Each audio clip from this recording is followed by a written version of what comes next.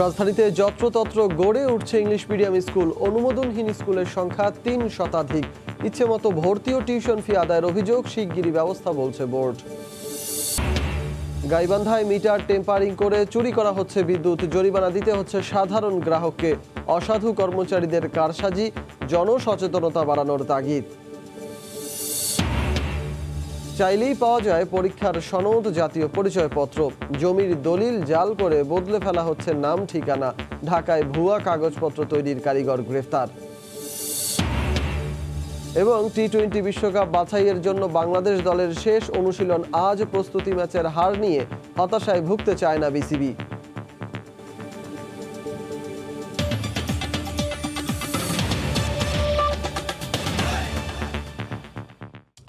ভোরের সময় সঙ্গে আছি আমি সজল মিত্র রিচার্ড। রাজধানীতে নিবন্ধিত ইংলিশ মিডিয়াম স্কুলের সংখ্যা ১৩০টি। তবে ঢাকা শিক্ষা বোর্ড বলছে এ সংখ্যা ৪০০রও বেশি। অনুমোদনহীন স্কুলগুলো আদায় করছে ইচ্ছে মতো ভর্তি ও টিউশন ফি। শিক্ষা বোর্ড সচিব বলছেন, শিগগিরই অনুমোদনহীন স্কুলের বিরুদ্ধে অভিযান পরিচালনা করা হবে।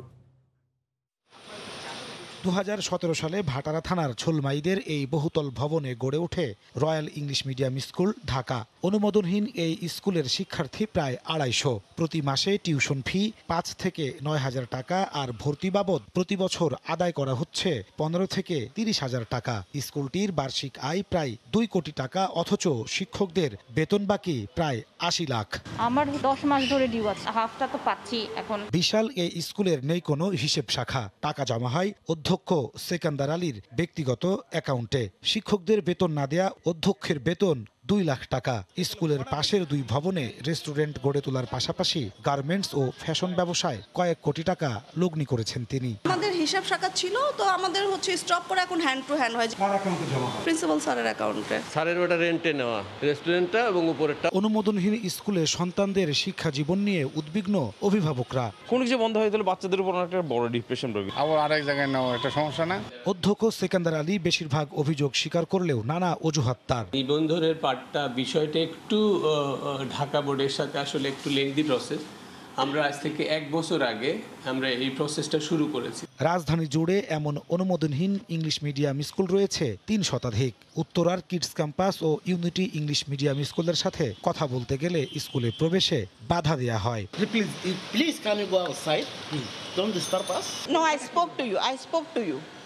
আপনি বাইরে যান। ঢাকা শিক্ষা বোর্ডের সচিব বলছেন, অনুমোদনহীন স্কুলগুলোর বিরুদ্ধে দ্রুত আইনি পদক্ষেপ নেওয়া হবে। বারে বারে সতর্ক করছি নিবন্ধন সংগ্রহ করার জন্য। তারপরেও যদি তারা না শুনে, সেক্ষেত্রে আইনিভাবেই আমরা তাদেরকে বন্ধ করার ব্যবস্থা নেব। রাজধানীর ধানমন্ডি, উত্তরা, গুলশান ও বনানীতে অধিকাংশ ইংলিশ মিডিয়াম স্কুলের অবস্থান। নাজমুস সালেহী, সময় সংবাদ, ঢাকা। বিএনপি পুরনো রূপে ফিরে যাচ্ছে উল্লেখ করে আওয়ামী লীগ সাধারণ সম্পাদক ওবায়দুল কাদের বলেছেন, তারা সাম্প্রদায়িক শক্তিকে উস্কে দিচ্ছে। তিনি বলেন, কুমিল্লার ঘটনায় জড়িতদের বিএনপির সহযোগিতা করেছে এমন তথ্য পাওয়া গেছে। এদিকে বিএনপি মহাসচিব মির্জা ফখরুল ইসলাম আলমগীর পাল্টা অভিযোগ তুলে বলেন, জনগণের দৃষ্টি ভিন্ন দিকে সরাতে সরকারের মদদেই কুমিল্লার ঘটনা ঘটেছে। কুমিল্লার নানুয়ারদিঘি পূজা মণ্ডপের ঘটনায় পাল্টাপাল্টি বক্তব্য দিচ্ছে আওয়ামী লীগ ও বিএনপি। এই ঘটনার নিন্দা জানিয়ে আওয়ামী লীগ সাধারণ সম্পাদক ওবায়দুল কাদের বলেন, অতীতের সাম্প্রদায়িক শক্তিকে প্রশ্রয় দেওয়া বিএনপি এখন নতুন করে সাম্প্রদায়িক শক্তিকে উস্কে দিচ্ছে। কুমিল্লার পূজা মণ্ডপের ঘটনা বিএনপির বক্তব্য অনেকটা ঠাকুরঘরে কেড়ে আমি কলা খাই না এর মতো। তারা নতুন করে সাম্প্রদায়িক শক্তিকে উস্কে দিচ্ছে এবং তাদের সহযোগিতার অভিযোগ পাওয়া যাচ্ছে।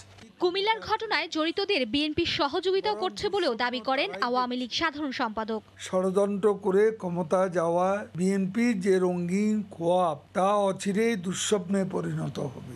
যদিও এসব অভিযোগ অস্বীকার করে বিএনপি মহাসচিব মির্জা ফখরুল ইসলাম আলমগীর সরকারের বিরুদ্ধে পাল্টা অভিযোগ তোলেন। চট্টগ্রামে এক অনুষ্ঠান শেষে সাংবাদিকদের প্রশ্নোত্তরে তিনি বলেন, সরকারই জনগণের দৃষ্টি ভিন্ন খাতে ফেরাতে এমন কর্মকাণ্ড চালাচ্ছে।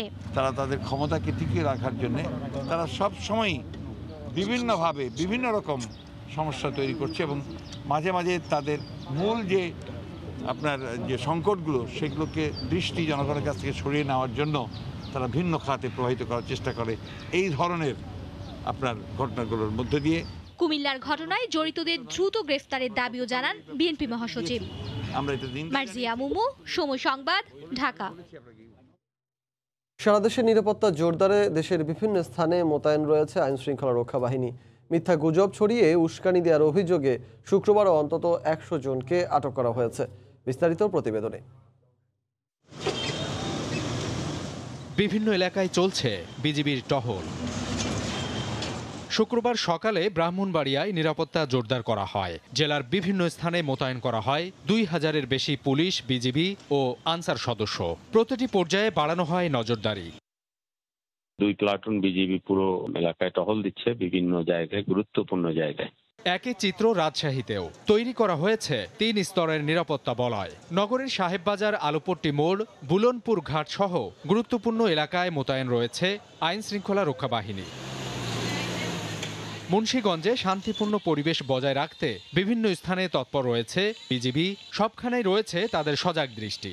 আইন শৃঙ্খলার পুরোপুরি স্বাভাবিক, সাম্প্রদায়িক সম্প্রীতি নষ্ট না হয় এ ব্যাপারে আমরা সকলকে অনুরোধ করব। কুমিল্লায় পরিস্থিতি অনেকটাই স্বাভাবিক। মন্দির ও মণ্ডপে বাড়ানো হয়েছে নিরাপত্তা ব্যবস্থা।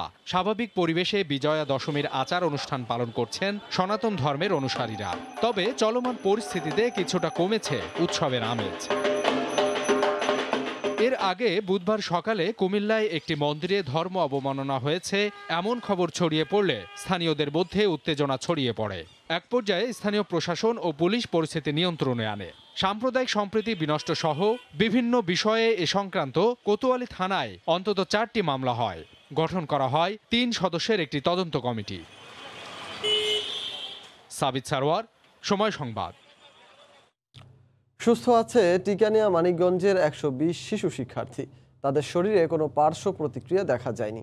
অভিভাবকরা বলছেন টিকা নেওয়ায় তাদের মনোবল বেড়েছে। এদিকে ভ্যাকসিনের মজুত বাড়িয়ে বয়সসীমা কমিয়ে 5 বছর থেকেই শিশুদের টিকার আওতায় আনার পরামর্শ বিশেষজ্ঞদের। আফরান আজাদ মানিকগঞ্জ সরকারি বিদ্যালয়ের 9ম শ্রেণীর শিক্ষার্থী। বৃহস্পতিবার এই জেলার কয়েকটি স্কুলের 12 থেকে 17 বছর বয়সী 120 জন শিশুর মধ্যে টিকা নেয়া সেও একজন। টিকা নেয়ার পর কেমন আছে জানতে চাইলে আফরান জানায় তার কোনো পার্শ্ব প্রতিক্রিয়াই হয়নি। খোঁজ নিয়ে জানা গেছে টিকা নেয়া শিশুরা সবাই সুস্থ আছেন। বাংলাদেশে নেওয়া প্রথম ছাত্রদের মধ্যে আমরা, তাই অনেকটা আনন্দই লাগছে। আর যেহেতু এখনো পর্যন্ত আল্লাহর রহমতে অনেকটা ভালো আছি। আমার কোনো ধরনের সাইড এফেক্ট হয়নি বা কোনো ধরনের জ্বর আসেনি। আমার সমবয়সী যারা আছে তাদেরকে আমি বলবো টিকা নেওয়ার জন্য, কারণ এই টিকা ভয়ের কিছু নেই। অভিভাবকরাও বলছেন টিকা দেওয়ার উদ্যোগে শিশুদের মনোবল বেড়েছে।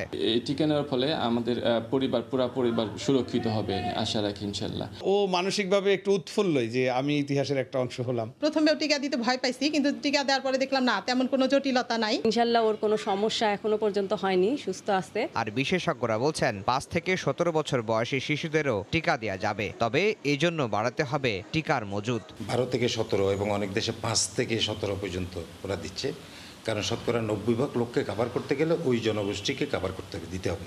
2 সপ্তাহ পর্যবেক্ষণের পর সারা দেশের শিশুরা আসবেন এই কার্যক্রমের আওতায়। প্রাথমিকভাবে 30 লাখ শিশুকে দেয়া হবে ফাইজার বায়োএনটেকের টিকা। আফজাল হোসেন, সময় সংবাদ। পড়ালেখা না করেও মিলছে বিভিন্ন পরীক্ষার সনদ, চাইলেই পাওয়া যাচ্ছে জাতীয় পরিচয়পত্র। কাজ না করেও মিলছে অভিজ্ঞতার সনদ। এমনই জমির দলিলও অনুলিপি তৈরি করে বদলে ফেলা হচ্ছে মালিকের নাম ঠিকানা। জাল কাগজপত্র তৈরির এক কারিগরকে গ্রেফতারের পর পুলিশ বলছে সুযোগ সন্ধানীরাই তার কাছ থেকে জাল দলিল দস্তাবেজ তৈরি করে আসতো। বুলবুল রেজার রিপোর্ট। কম্পিউটার কম্পোজের দোকানি শরীফুল ইসলাম। তার দোকানের বিশেষ চাহিদা রয়েছে অনেকের কাছেই। বিভিন্ন সফটওয়্যার ব্যবহার করে কয়েক মিনিটেই চাহিদা মতো জাল কাগজপত্র তৈরি করতে পারদর্শী তিনি। জেএসসি থেকে মাস্টার্স যে কোনো সনদ চাইলেই পাওয়া যায় তার কাছে। ভুয়া অভিজ্ঞতার সনদ ও জাতীয় পরিচয়পত্র তৈরিতেও দক্ষ তিনি। শরীফুলের দোকান থেকে পাবলিক পরীক্ষার জাল সনদ, ভুয়া জাতীয় পরিচয়পত্র সহ বিভিন্ন ধরনের নথি উদ্ধার করেছে গোয়েন্দা পুলিশ।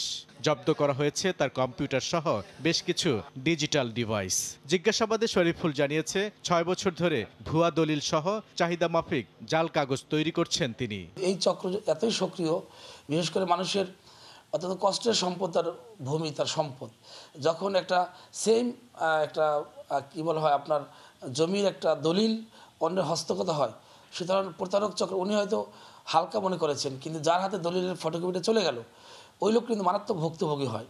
পুলিশ বলছে সুযোগ সন্ধানী লোকেরাই জাল কাগজ তৈরির জন্য শরীফুলের দোকানে যাতায়াত করত। বেসরকারি চাকরির জন্য দরকার, তার ডিগ্রি সনদ দরকার, সাবমিট করলেন। এনআইডি দরকার, হারিয়ে গিয়েছে, ইমিডিয়েট তিনি সাবমিট করলেন।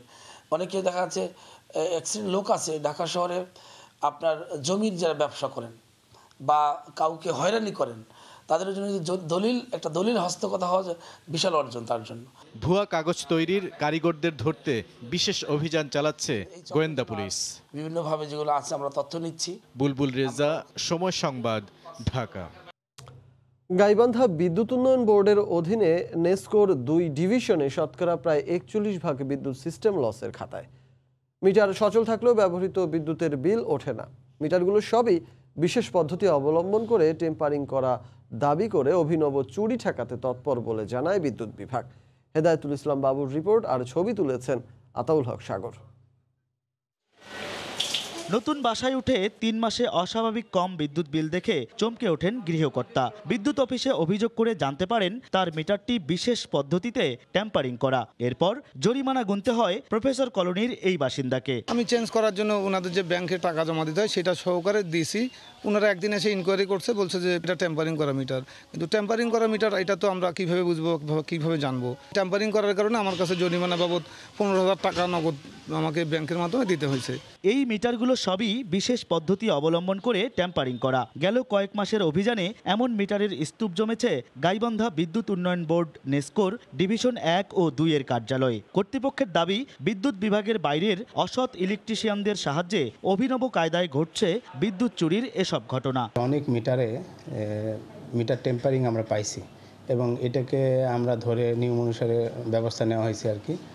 তো এটা চলমান প্রক্রিয়া এবং এটা চলতেছে আর কি। বিদ্যুৎ চুরি ঠেকাতে জনসচেতনতা সৃষ্টির প্রতি জোর দিলেন বিদ্যুৎ উন্নয়ন বোর্ডের অপর প্রকৌশলী। আমি মনে করি জনগণের মধ্যে সচেতনতা, আমি বারবারই বলছি, আমাদেরকে ছড়িয়ে দিতে হবে এবং এটা কিন্তু তার একটা জীবনের ঝুঁকিও থাকে। বিদ্যুৎ উন্নয়ন বোর্ডের প্রতিষ্ঠান নেসকোর ডিভিশন 1 এ সিস্টেম লস শতকরা 22 এবং ডিভিশন 2 এ সিস্টেম লসের পরিমাণ 18.69 ভাগ। হেদায়েতুল ইসলাম বাবু, সময় সংবাদ, গাইবান্ধা। রাস্তাঘাটে ময়লা আবর্জনা ফেলা বন্ধে ময়মনসিংহ নগরীর বিভিন্ন স্থানে বসানো হচ্ছে ক্লোজ সার্কিট ক্যামেরা। সিসিটিভির ফুটেজ দেখে নিয়ম না মেনে যত্রতত্র ময়লা ফেলা ব্যক্তিদের বিরুদ্ধে ব্যবস্থা নিচ্ছে সিটি কর্পোরেশন। বিষয়টি স্বাগত জানিয়ে নগরবাসী বলছেন, দিনের বেলাতেও ময়লা ফেলার স্থান নির্দিষ্ট করে দিতে হবে। হারুনুর রশিদের রিপোর্ট আর ছবি তুলেছেন সায়েমা কন্দ। সিসিটিভির ফুটেজে দেখা যায় নিয়ম না মেনে দিনের বেলায় সড়কে যত্রতত্র ময়লা আবর্জনা ফেলে যাচ্ছেন অনেকে। পরিচ্ছন্ন সড়ক মুহূর্তেই হয়ে যাচ্ছে অপরিচ্ছন্ন। বসে নেই সিটি কর্পোরেশনের বর্জ্য ব্যবস্থাপনা বিভাগও। সড়কে লাগানো সিসিটিভির ফুটেজ নিয়ে হাজির হন নিয়ম ভঙ্গকারীদের দরজায়। ছবি দেখিয়ে করা হয় সতর্ক, জরিমানা। এতে সুফলও মিলছে হাতে নাতে। ময়লার ভাগারগুলো এখন বেশ পরিচ্ছন্ন। সিসি ক্যামেরার মাধ্যমে আমরা পর্যবেক্ষণ করছি কারা দিনের বেলা ময়লা আবর্জনা ফেলে এবং যারা ফেলে তাদেরকে আমরা আইনের আওতায় নিয়ে আসতেছি। এ উদ্যোগে সাধুবাদ জানিয়ে নগরবাসী বলছেন, ময়লা ফেলার নির্দিষ্ট স্থান বা বাসাবাড়ি থেকে ময়লা নেয়ার বিষয়টি নিশ্চিত করতে হবে আগে। সিটি কর্পোরেশনের খুবই ভালো একটা উদ্যোগ, যে না হলে তো সারাক্ষণ লোকজন ময়লা ফেলে। দিনের বেলা ময়লা ফেলার জন্য একটা স্পট নির্ধারণ করা যেতে পারে, সময়ও নির্দিষ্ট করে দেওয়া যেতে পারে, ওই টাইমে ফেলে দিবে আর কি। সিটি মেয়রের দাবি, এর মাধ্যমে পরিচ্ছন্ন নগরীর পাশাপাশি নগরবাসীর নিরাপত্তাও নিশ্চিত হবে। প্রত্যেকটি জায়গায় এটি স্থাপনের পরিকল্পনা রয়েছে। পাশাপাশি আমাদের ভবিষ্যতের চিন্তা রয়েছে যে আমাদের নিরাপত্তা বা আমাদের আইন শৃঙ্খলা রক্ষার ক্ষেত্রে এটি গুরুত্বপূর্ণ ভূমিকা রাখবে। বর্তমানে নগরীর 64টি স্পটে ক্লোজ সার্কিট ক্যামেরা বসিয়ে নজরদারি করা হচ্ছে। হারুনুর রশিদ, সময় সংবাদ, ময়মনসিংহ। আনন্দ বিষাদে বিদায় জানানো হলো দেবী দুর্গাকে। দোলাই করে কৈলাসে ফিরে গেলেন দেবী। শারদীয় দুর্গোৎসবের বিজয়া দশমীতে ভক্তদের আশা, ধরা থেকে দূর হবে করোনা মহামারী। সেই সঙ্গে অশুভ শক্তিকে দূর করে শুভ শক্তির জয়ের প্রার্থনা তাদের। রাশেদ বাপ্পির রিপোর্ট।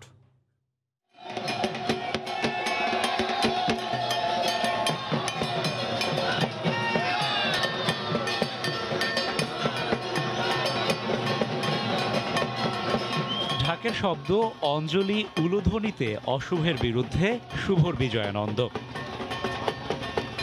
একদিকে আনন্দ উল্লাস, অন্যদিকে বিষাদের সুর। আনন্দ দেবীর আশীর্বাদ প্রাপ্তির, আর বিষাদ মর্ত ছেড়ে দেবীর কৈলাসে চলে যাওয়ায়।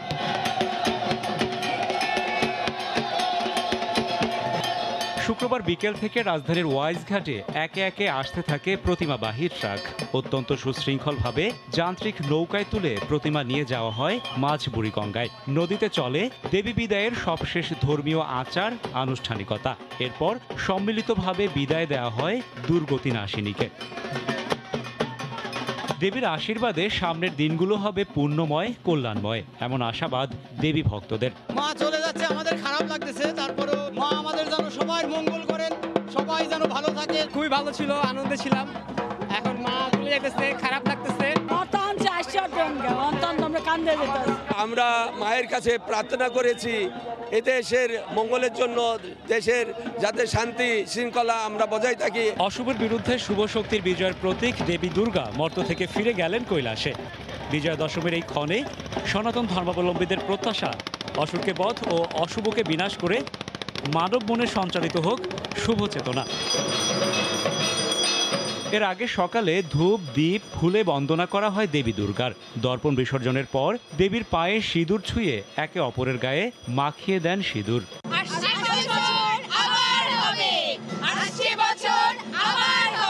খুবই খারাপ লাগছে, মাকে বিদায় দিতে, তবুও দিতে হবে বিদায়। মায়ের কপালে সিঁদুর দিলে মার শীতের সিঁদুর যেমন অক্ষয়, তারও শীতের সিঁদুর তেমনি অক্ষয় হয়ে থাকবে। মন্ত্রপাঠে বিহিত পূজার পর দর্পণ বিসর্জনের মাধ্যমে শেষ হয় মূল পূজার আনুষ্ঠানিকতা।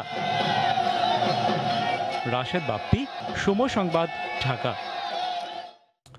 এদিকে ঢাকার বাইরে উৎসব মুখর পরিবেশে দেবীকে বিসর্জন দেন ভক্তরা।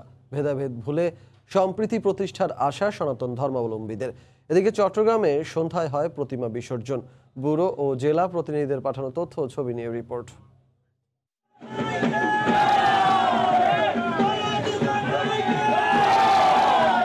ঢাকের কাঠিতে বিদায়ের সুর, দেবী দুর্গার বিদায়ে বিষাদের ছায়া।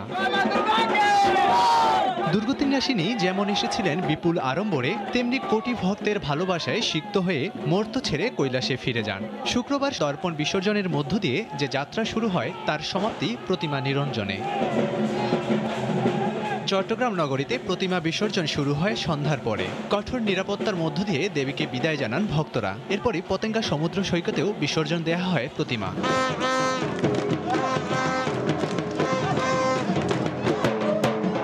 ঢাক ঢোল ধ্বনিতে 5 দিন আগে দুর্গাপুজোকে কেন্দ্র করে যে শারদ উৎসবের সূচনা হয়েছিল, সেই একই বাদ্যবাজনায় ইতি ঘটল সেই উৎসবের। এই বিসর্জনের সময়টা আমরা মজা করি ঠিকই, কিন্তু খুব কষ্ট হয় আসলে। মা যেন করোনা মুক্ত বিশ্ব দেয়, গোটা বিশ্ব যেন সুস্থ শান্তিতে সবাই যেন বসবাস করতে পারে।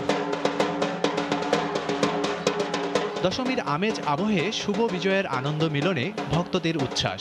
রাজশাহী নগরীর বিভিন্ন মন্দির মণ্ডপের প্রতিমা বিসর্জন হয় পদ্মা নদীর ঘাটে। এখানে এসে মার হলো বিসর্জন দেখছি, আমরা মাকে বিদায় দিচ্ছি, আমাদের মনটা খুব ভারাক্রান্ত।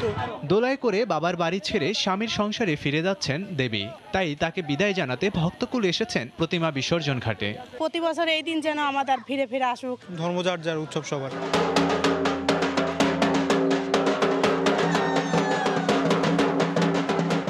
দেশের বিভিন্ন স্থানে দেবী দুর্গাকে বিদায় জানানোর আয়োজনের মধ্য দিয়ে মর্ত ছেড়ে স্বর্গে ফিরেন দুর্গতি নাশিনী দেবী দুর্গা। এর আগে দশমীর পূজা শেষে মঙ্গলের জন্য সিঁদুর দানের খেলায় মাতেন ভক্তরা। বিশ্ব থেকে সব অশুভ শক্তি ও মহামারী থেকে মুক্তি কামনা করে দেবী দুর্গাকে বিদায় জানান ভক্তরা। লাবিব হাসান, সময় সংবাদ। বিষাদের সুরে শেষ অঞ্জলি দিয়ে বিসর্জন দেয়া হয় মহামায়া দেবী দুর্গাকে। সিলেট থেকে বিস্তারিত জানাচ্ছেন ইকরামুল কবির।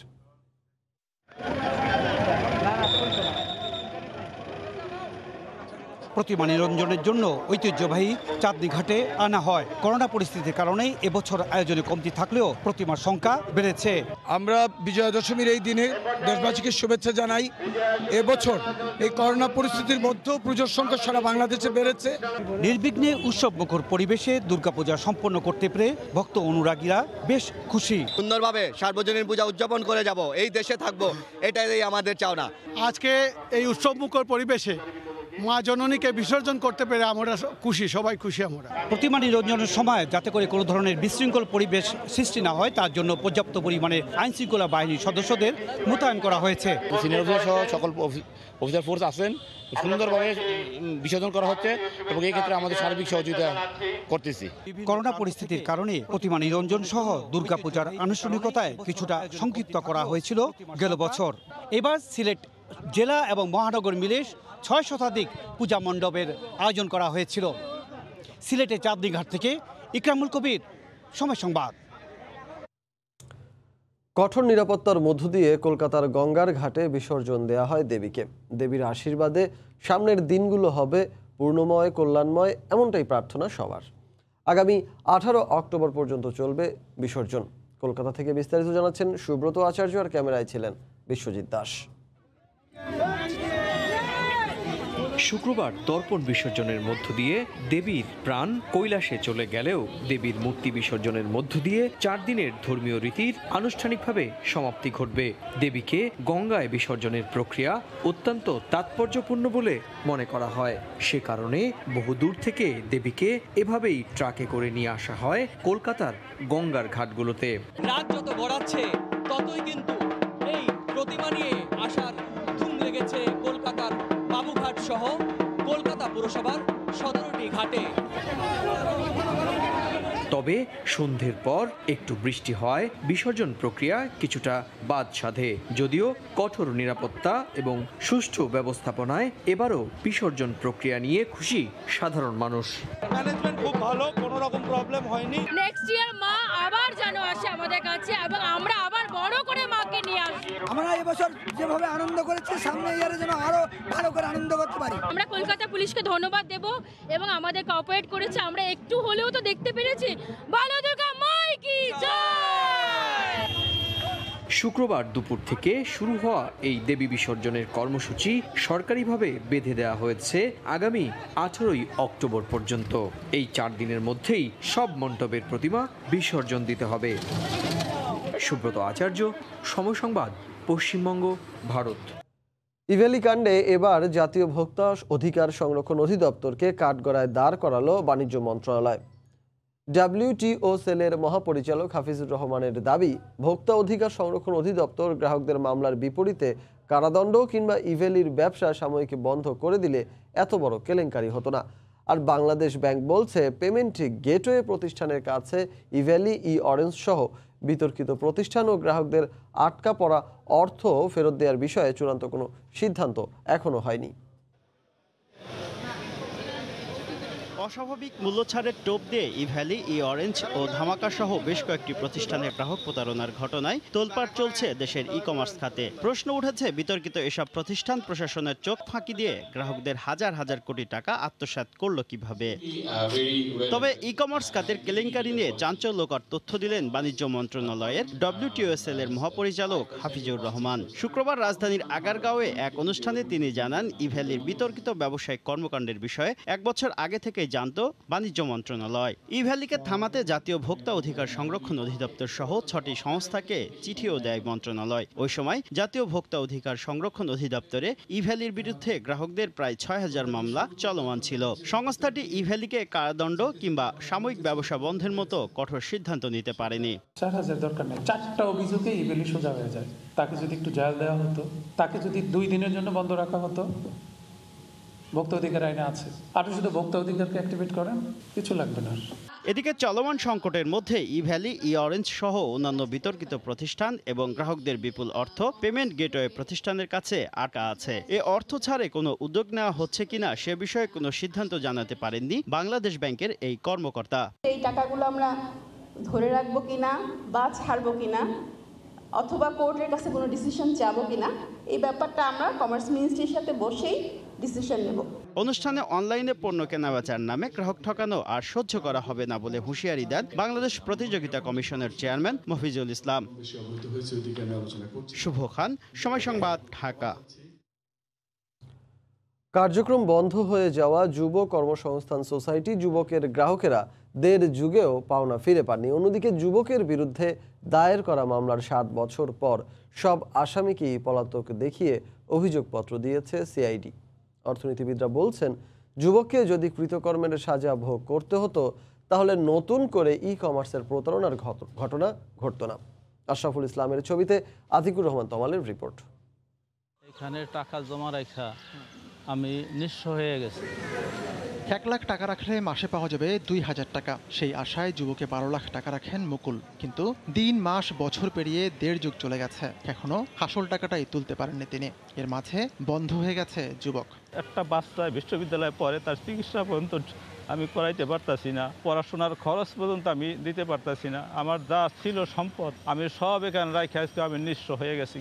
1996 সালে একটি অলাভজনক সংস্থা হিসেবে যাত্রা শুরু যুবকের। নানা অনিয়ম আর প্রতারণার অভিযোগে 2006-এ বাংলাদেশ ব্যাংক যুবকের কার্যক্রম বন্ধের আদেশ দেয়। যদিও এর আগেই সারা দেশের 91টি স্থানে প্রায় 3500 একর জমি কিনে আবাসন প্রকল্প শুরু করে তারা। ছিল 18টি বাড়ি ও 32টি ভিন্ন ভিন্ন প্রকল্প, যার মূল্য 6500 কোটি টাকা। বর্তমান বাজারে যা 10,000 কোটি টাকার কম নয়। বিপরীতে গ্রাহকের পাওনা 2500 কোটি টাকা। সেই পাওনা ফিরিয়ে দিতে গঠিত হয় 2টি কমিশন ও একটি আন্তঃমন্ত্রণালয় কমিটি। সুপারিশ ছিল যুবকের সম্পদ বিক্রি করে পাওনা শোধ করা হবে গ্রাহকের। কিন্তু কোনো এক অদৃশ্য কারণে সব উদ্যোগ থেমে গেছে। খালা শাশুড়ি উনার কাছ থেকে আনছি, আমার খালা শাশুড়ির মেয়ে উনার কাছ থেকেও আনছি।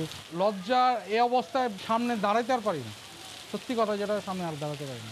এখন মনে করেন আমার থাকার মতন কোনো জায়গা নেই। 2014 সালে একটি মামলা করা হয় যুবকের বিরুদ্ধে। মামলা দায়েরের 7 বছর পর সম্প্রতি সিআইডি সব আসামিকে পলাতক দেখিয়ে অভিযোগপত্র দিয়েছে। আমি এখন আর সিআইডিতে নাই, মানে যেখানে মামলা তদন্ত করছি ওখানে আর নাই, বদলি হয়ে গেছে। আসামি সবাই পলাতক আছে, এই তো? হ্যাঁ, রাইট, আসামি পলাতক আছে। অর্থনীতিবিদদের মতে বাণিজ্য মন্ত্রণালয়কে উদ্যোগী হয়ে যুবকের সমস্যা সমাধান করতে হবে। এখানে বাণিজ্য মন্ত্রণালয়ের অনুমোদন নিয়ে যেহেতু ব্যবসাটা হয়েছে, সুতরাং বাণিজ্য মন্ত্রণালয়েরই আসলে মূল দায়িত্ব এই পুরো বিষয়টাকে কঠোরভাবে নিয়ন্ত্রণ করা। বাণিজ্য মন্ত্রী বলছেন, আইনি সহায়তা প্রয়োজন, সেটির জন্য কাজ করছেন তারা।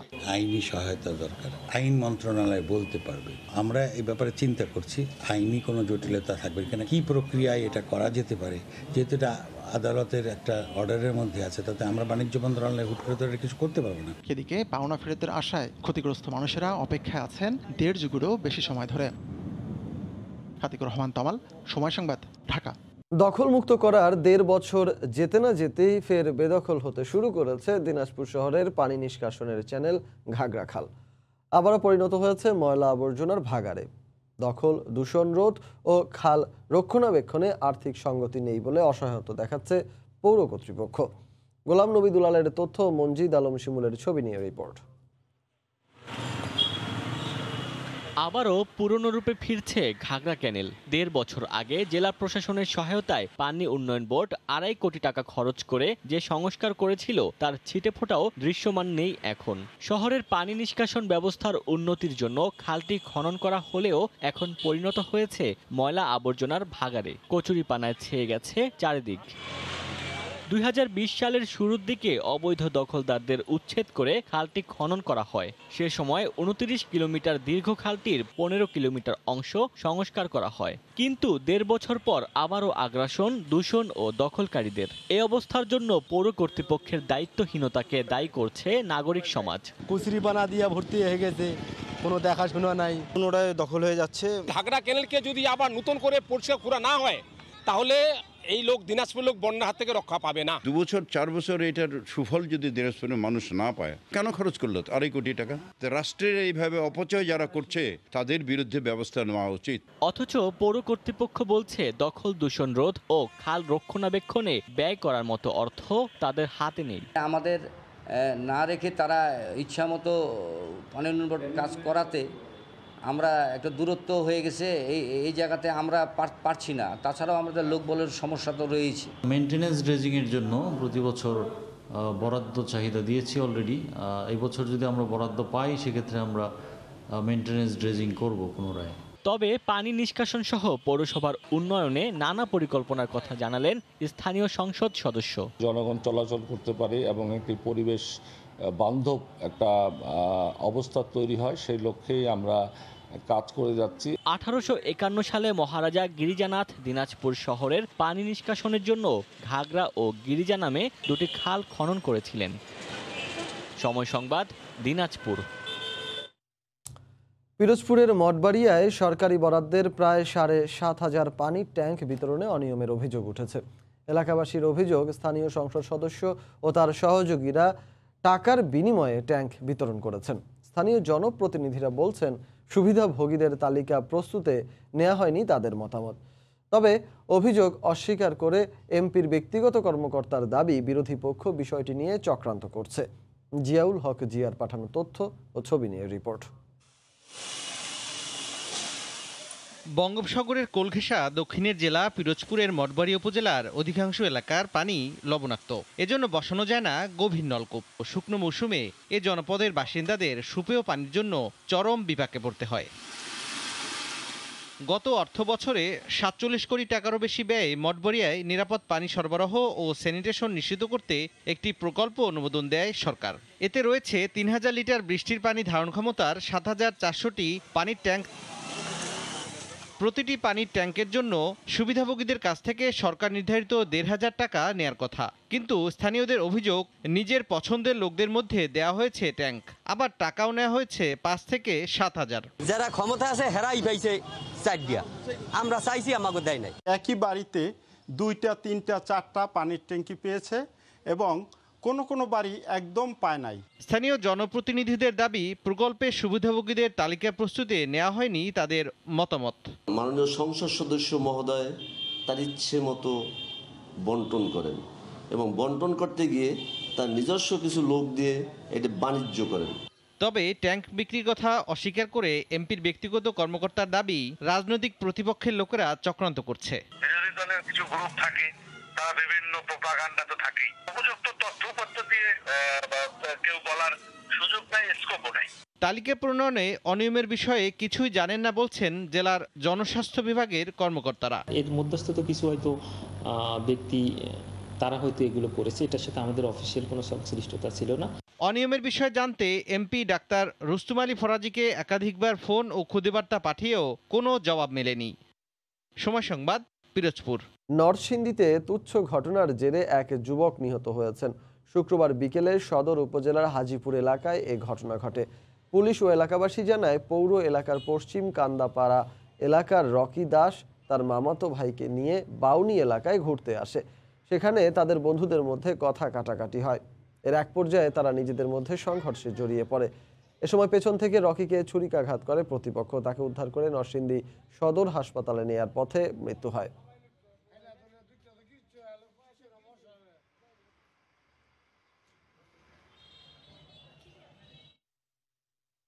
কিশোরগঞ্জের ভৈরবে রেল স্টেশন এলাকা থেকে রিমন নামে এক যুবকের লাশ উদ্ধার করা হয়েছে। গতকাল দুপুরে স্টেশনের আউটার সিগন্যাল এলাকার পরিত্যক্ত রেল লাইনের ওপর থেকে রিমনের লাশ উদ্ধার করে GRP police. Bhairab railway police জানায়, প্রাথমিকভাবে ট্রেনের ধাক্কায় মারা গেছে বলে ধারণা করা হচ্ছে। নিহত রিমন পেশায় একজন ভাঙাড়ি ব্যবসায়ী।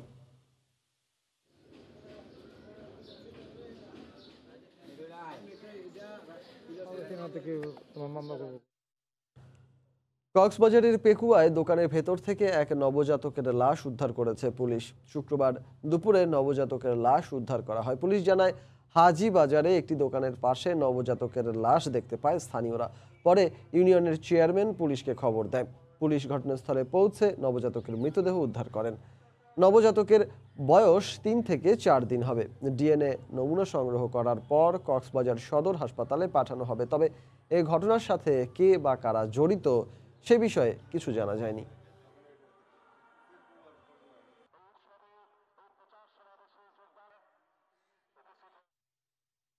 কুমিল্লায় সহিংসতার প্রতিবাদে সাতক্ষীরায় মানববন্ধন করা হয়েছে। গতকাল সকালে জেলা প্রেস ক্লাবে কর্মসূচি করে গণসাংস্কৃতিক মৈত্রী। এ সময় বক্তারা বলেন, ধর্মের নামে হানাহানি করে দেশে বিশৃঙ্খলা সৃষ্টি করা যাবে না। এসব ষড়যন্ত্র এড়িয়ে চলতে সবাইকে সতর্ক থাকার পরামর্শ দেন তারা। পরে সাংস্কৃতিক অনুষ্ঠানের আয়োজন করা হয়।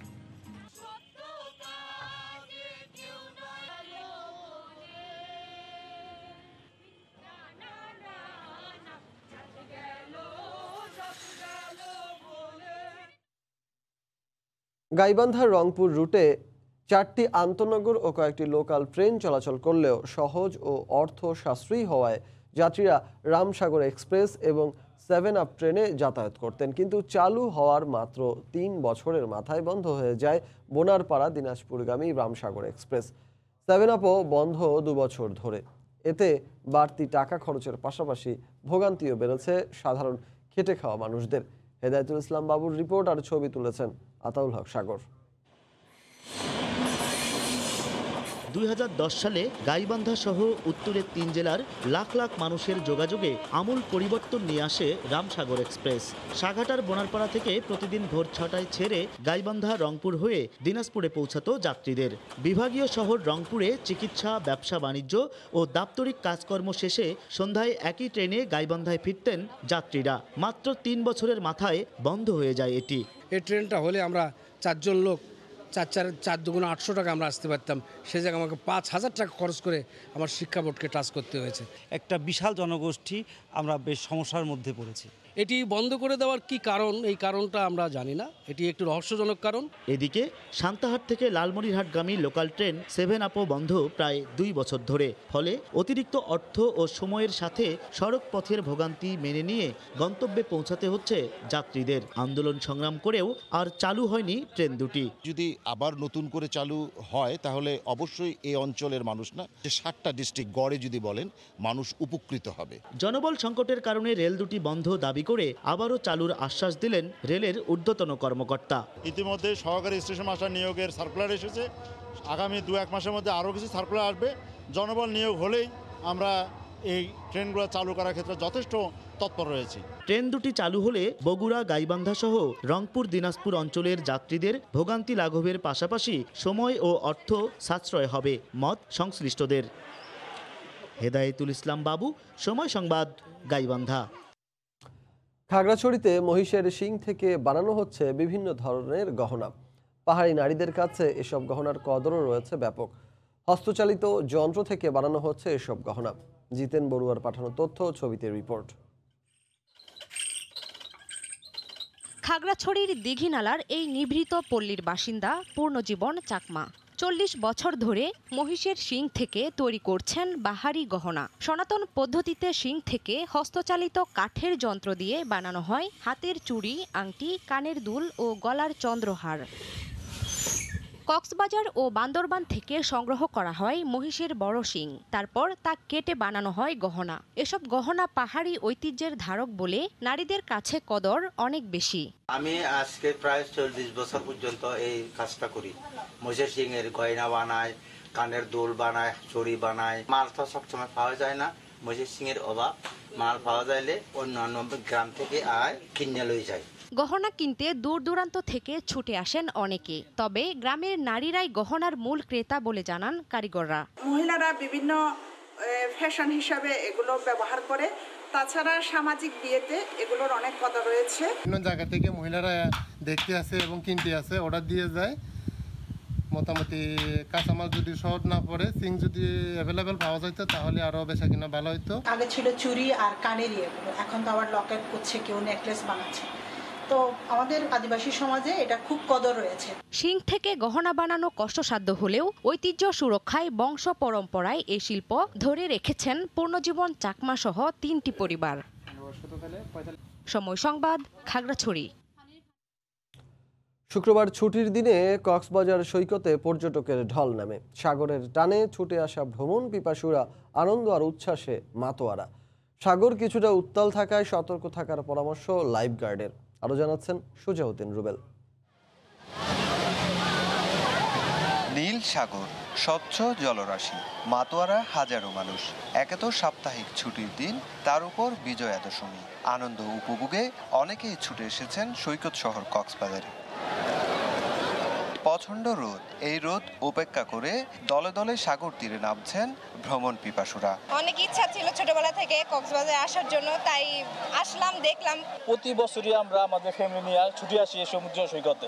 সাগর কিছুটা উত্তাল, তাই লাইফগার্ড কর্মীদের পরামর্শ মেনে চলার অনুরোধ জানিয়েছে লাইফগার্ড কর্মীরা। সাগরের অবস্থাটা তেমন একটা ভালো না, তো সেক্ষেত্রে আমরা সবই মিলে মাথায় রেখে আমরা পর্যটকদের সার্বিক নিরাপত্তা দেওয়ার জন্য আমরা সার্বক্ষণিক প্রস্তুত আছি। আর ট্যুরিস্ট পুলিশ জানিয়েছে সৈকত এলাকায় নিরাপত্তা জোরদার করা হয়েছে। অন্যান্য দিনের চেয়ে নিরাপত্তা ব্যবস্থা অনেক বেশি জোরদার করেছে, আমাদের অফিসার ফোর্স অনেক বেশি নিয়োগ করা হয়েছে। কক্সবাজার সমুদ্র সৈকত ছাড়া পর্যটকরা ঘুরছেন পাতুরে সৈকত ইনানি, পাতুয়ার টেক, হিমছড়ি, দরিয়ানগর ও রামু বৌদ্ধবিহারগুলোতে। সুজাউদ্দিন রুবেল, সময় সংবাদ, কক্সবাজার। করোনার পর দর্শনার্থীদের পদচারণায় মুখর হয়ে উঠেছে নাটোরের উত্তরা গণভবন। প্রায় ৩০০ বছরের স্থাপত্য শৈলী, নানা নিদর্শন আর রাজবাড়ির নৈসর্গিক সৌন্দর্য উপভোগে দারুণ উচ্ছ্বসিত ঘুরতে আসা মানুষেরা। এতে খুশি স্থানীয় ব্যবসায়ীরাও। আব্দুল সালামের ক্যামেরায় রাকিবুল হাসানের রিপোর্ট। এককালের দীঘাপতিয়া মহারাজাদের বাসস্থান এবং বর্তমান উত্তরা গণভবন সবুজ শ্যামল ছায়ায় যেমন নৈসর্গিক সৌন্দর্যে ভরা, তেমনি এ অঞ্চলের ইতিহাস ও ঐতিহ্যের জ্বলন্ত সাক্ষী। এই রাজভবনের পরিচয় বহন করে পিরামিড আকৃতির 4 তলা প্রবেশদ্বার। বিস্তৃত প্রাসাদটি পরিখা আর উঁচু প্রাচীরে ঘেরা। আছে দীর্ঘ প্রবেশ পথ আর নানা প্রকার গাছগাছালিতে ভরা। তারাখচিত গম্বুজওয়ালা বিশাল রাজদরবার দর্শনার্থীদের আকৃষ্ট করে। দলগতভাবে কোনো জায়গায় আসলে সেটা মানে ঘোরার মজাই আলাদা, আর যদি এরকম সুন্দর জায়গা হয় তাহলে তো আরও মজা। মিনি চিড়িয়াখানা আছে যেখানে বিভিন্ন জীবজন্তু আছে, দেখে বাচ্চা অনেক আনন্দ পাইছে আর কি। অনেক রকমের পশু পাখি দেখলাম আর অনেক মজা হলো। প্রায় 100 বছর পুরনো সেই চিঠিগুলো, আবেগঘন মুহূর্তগুলো সে তুলে ধরেছে এখানে। প্রাসাদের ভেতরে প্রবেশ করলেই দেখা মিলবে ইটালিয়ান গার্ডেন, গ্রিক দেবীর মূর্তি, রাজাদের ব্যবহার্য নানা আসবাব, ময়ূর পালঙ্ক খাট, মার্বেল পাথরের টি টেবিল। প্রতিটা অংশ সুন্দর করে সাজিয়ে রাখা, এক কথায় বলতে গেলে ইউনিক। এই যে রাজবাড়ি, সত্যি সত্যি এখানে বনলতা সেনেরাই থাকে। রাজকুমারীর জিনিসপত্র দেখে, রাজার গাউন দেখে, রাজার খাট, সবই ভালো লাগলো। পুরো জায়গাটাই সুন্দর। করোনার পরে দর্শনার্থীদের আগমনে সচল হয়েছে এখানে গড়ে ওঠা ছোট ছোট ব্যবসা প্রতিষ্ঠান। করোনার সময় তো আমাদের টোটাল অফ ছিল একবারে, এখন আলহামদুলিল্লাহ খুলছে, এখন বাইরে থেকে দর্শনীতে আসছে, চলতেছে, টুকটাক ব্যবসা চলতেছে। মোটামুটি অনেকটা ভালো, আমরা অনেক কাস্টমার পাচ্ছি, বেচাকেনা করতে পারতেছি। করোনার কারণে দর্শনার্থীদের জন্য বন্ধ ছিল গণভবন। 19 আগস্ট থেকে দর্শনার্থীদের জন্য এটি খুলে দেয়া হয়। রাকিবুল হাসান, সময় সংবাদ, নাটোর। অসময়ের অসহনীয় গরমে অতিষ্ঠ জনজীবন। তাপমাত্রা বাড়তে থাকায় রোগীর চাপ বাড়ছে হাসপাতালগুলোতে। সবচেয়ে বেশি প্রভাব পড়ছে শিশুদের ওপর। জ্বর, শ্বাসকষ্ট নিয়ে ভর্তি হচ্ছে শিশুরা। গত কয়েকদিনে স্বাভাবিকের থেকে তাপমাত্রা বেড়েছে কয়েক গুণ। আগামী 2-1 দিনের মধ্যে তাপমাত্রা স্বাভাবিক হওয়ার পূর্বাভাস আবহাওয়া অফিসের। তোহা খান তামিমের রিপোর্ট। পড়ছে জনজীবন, জনপদ, অতিষ্ঠ শ্রমজীবী মানুষ। বাংলা আশ্বিন মাসের শেষের দিকে হলেও প্রচণ্ড গরমে ওষ্ঠাগত প্রাণ। সবচেয়ে বেশি বিপাকে পড়েছেন বাইরে বের হওয়ারা। দিনে ও রাতে সমান তালে গরম থাকায় স্বস্তি নেই ঘরেও। ঋতুবৈচিত্র্যের এই সময়টাতে সাধারণত শীতের আগমনে জানান দেয়, কিন্তু সূর্য যেভাবে উত্তাপ ছড়াচ্ছে, চৈত্র বৈশাখের গরমকেও হার মানাচ্ছে বলে মনে করছে শ্রমজীবী মানুষ। আর আবহাওয়াবিদরা বলছেন আগামী 2-1 দিনের মধ্যেই স্বাভাবিক হবে তাপমাত্রা। প্রচুর পরিমাণ খারাপ বাবা, রোদ্রু তো এই জন্য অনেক খারাপ। মানে বাবা আশ্বিন মাসে খেয়ে গরম, গাড়ি চালান যায় না, গাও ঘেমে ঘেমে যায়। গাড়ির গরম, এরপরে সামনে উপরের গরম, রাস্তার গরম, আমাদের পোশাকের গরম, একটু কষ্ট তো হবেই। সাগরে একটা লঘুচাপ আছে এবং এই লঘুচাপটা কেটে যাওয়ার পরে গ্র্যাজুয়ালি তাপমাত্রা কমে যাবে। আমরা আশা করছি হয়তো আগামীকাল থেকেই তাপমাত্রা কিছুটা কমা শুরু করবে এবং আগামী পরশুদিন থেকে হয়তো দেশে অনেক জায়গায় ভালো বৃষ্টি হওয়ার সম্ভাবনা আছে। এদিকে বিরূপ আবহাওয়ার প্রভাব পড়েছে হাসপাতালগুলোতে। শ্বাসকষ্ট, সর্দি, কাশি ও জ্বর নিয়ে বেশি আক্রান্ত হচ্ছে শিশুরা। অনেকে শয্যা না পেয়ে ফিরে যাচ্ছেন অন্য হাসপাতালে। গরমের কারণে আর হচ্ছে ঠান্ডা আবহাওয়া এবং গরমে মিক্স কারণে এরকমটা হয়েছে। নিয়ে যাও না হলে ঢাকা মেডিকেল নিয়ে যাও। বাহিরে তো বাসার ভিতরে রাখাই তো দেয়, তারপর তারপর ফ্যানের বাতাসও সমস্যা হয়, ইয়া বাচ্চা তো অপুষ্টি বাচ্চা তো এই জন্য আর কি। চিকিৎসকরা বলছেন এই সময়টাতে কোনোভাবেই শিশুর শরীরে ঘাম বসতে দেয়া যাবে না। সাধারণ সর্দি কাশি জ্বর হলেই নিতে হবে বিশেষজ্ঞ চিকিৎসকের পরামর্শ। বাচ্চারা যেন ঠিকমতো খেতে পারে, ঘেমে গেলে মুছে দিতে হবে, ঠান্ডা লাগলে কাপড় পরাতে হবে, এরকম সিমটোমেটিক ট্রিটমেন্টগুলো বেশি দিতে হবে। আবহাওয়া অফিসের তথ্য অনুযায়ী শুক্রবার দুপুরে রাজধানী ঢাকাতে সর্বোচ্চ তাপমাত্রা 35.9 ডিগ্রি সেলসিয়াস আর সারা দেশের মধ্যে সিলেটে সর্বোচ্চ 37.2 ডিগ্রি সেলসিয়াস তাপমাত্রা রেকর্ড করা হয়েছে। তোহা খান তামিম, সময় সংবাদ, ঢাকা। মানিকগঞ্জে পাটুরিয়ায় ফেরির ধাক্কায় 5 নম্বর ঘাট ক্ষতিগ্রস্ত হয়েছে। এছাড়া নাব্য সংকটে 1 ও 4 নম্বর ঘাট বন্ধ হওয়ায় প্রতিদিনই সৃষ্টি হচ্ছে দীর্ঘ যানজটের। মানিকগঞ্জ থেকে মোহাম্মদ ইউসুফ আলীর তথ্য ও রমজান আলীর ছবি নিয়ে রিপোর্ট।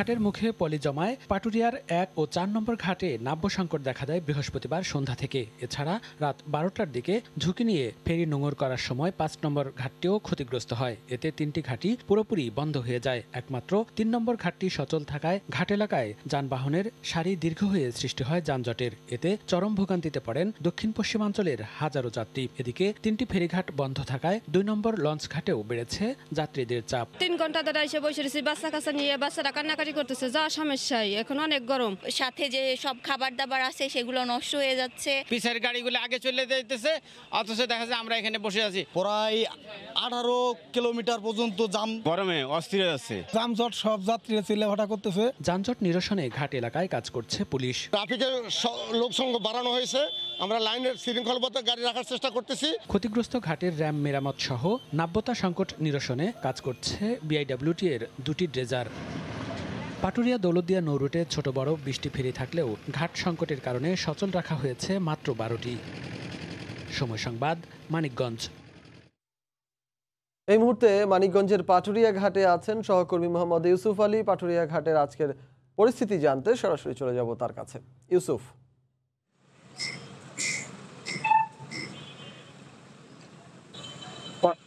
পাটুরিয়া দৌলতদিয়া নৌরুটের আসলে পাটুরিয়া ঘাটে কিন্তু অনেকটা এটা স্বাভাবিক হতে শুরু করেছে। কারণ হচ্ছে এই যে 5 নম্বর ঘাট যে বন্ধ ছিল, তো এখন কিন্তু সেটা পকেট সংকট রয়েছে। অন্যদিকে 4 নম্বর ঘাটেরও পকেট সংকট রয়েছে।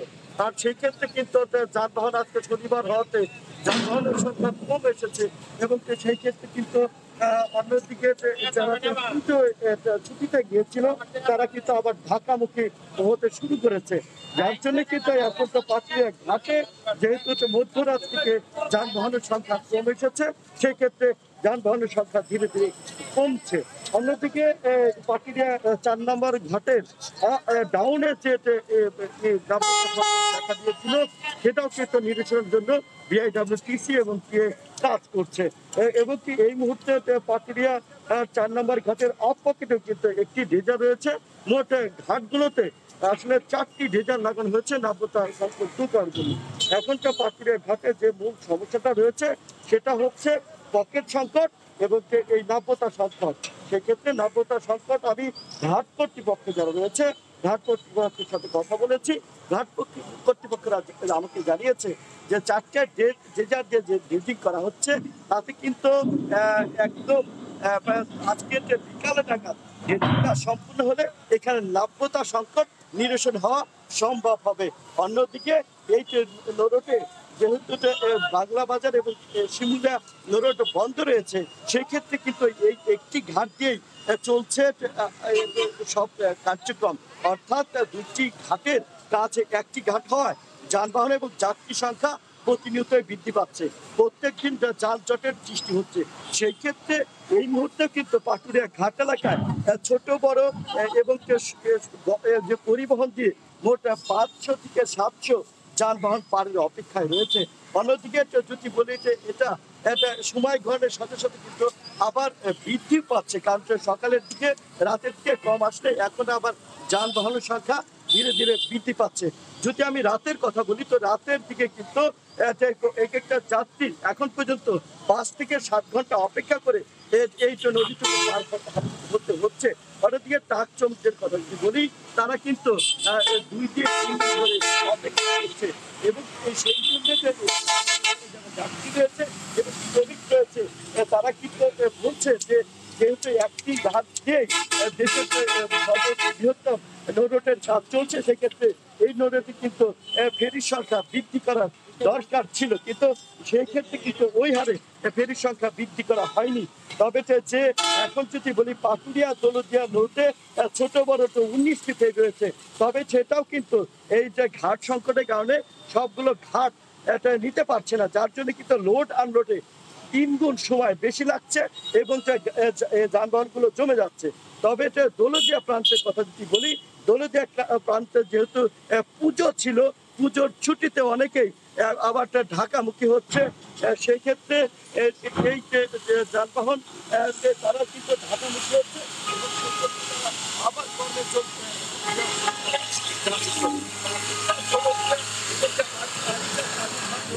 মোট 5টা ফিল্ড মধ্যে মোট 21টি ফিল্ড রয়েছে। এই ছিল সর্বশেষ অবস্থা।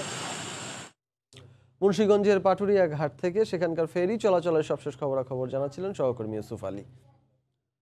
প্রতিবন্ধীদের সম্পদে পরিণত করতে বিভিন্ন কর্মসূচি বাস্তবায়ন করা হচ্ছে বলে জানিয়েছেন সমাজ কল্যাণ মন্ত্রী নুরুজ্জামান আহমেদ। শুক্রবার রাজধানীর মিরপুরে জাতীয় প্রতিবন্ধী উন্নয়ন ফাউন্ডেশনে বিশ্ব সাদা ছড়ি নিরাপত্তা দিবস উপলক্ষে আয়োজিত অনুষ্ঠানে একথা বলেন তিনি। এ সময় প্রতিবন্ধীদের বিষয়ে প্রণীত আইন বাস্তবায়নের বিষয়ে সরকারকে আন্তরিক হওয়ার আহ্বান জানান সমাজ কল্যাণ মন্ত্রণালয় সম্পর্কিত সংসদীয় স্থায়ী কমিটির সভাপতি রাশেদ খান। অনুষ্ঠানে দৃষ্টি প্রতিবন্ধী মেধাবী ছাত্রছাত্রীদের মধ্যে সম্মাননা, অনুদান প্রদান ও স্মার্ট হোয়াইট ক্যান বিতরণ করেন সমাজ কল্যাণ মন্ত্রণালয়ের সচিব মাহফুজা আক্তার। ডিজিটাল সাদা ছড়ি নিরাপদে পথ চলি স্লোগানকে সামনে রেখে নানা কর্মসূচির মধ্য দিয়ে ঝিনাইদহে পালন হলো বিশ্ব সাদা ছড়ি নিরাপত্তা দিবস। গতকাল সকালে দিবসটি উপলক্ষে শহরের চুয়াডাঙ্গা বাস স্ট্যান্ডে একটি আলোচনা সভা হয়। এতে প্রধান অতিথি হিসেবে উপস্থিত ছিলেন অতিরিক্ত জেলা প্রশাসক সেলিম রেজা। অনুষ্ঠানে 25 জন প্রতিবন্ধীকে হুইল চেয়ার এবং 15 জন দৃষ্টিহীনকে সাদা ছড়ি দেওয়া হয়। এদিকে চাকলাপাড়া মুসা মিয়া বুদ্ধি বিকাশ বিশ্ববিদ্যালয়ে 10 জন বাক ও শ্রবণ প্রতিবন্ধী শিক্ষার্থী নাচ ও গান পরিবেশন করেন। তাদের পরিবেশনায় মুগ্ধ হন দর্শকরা।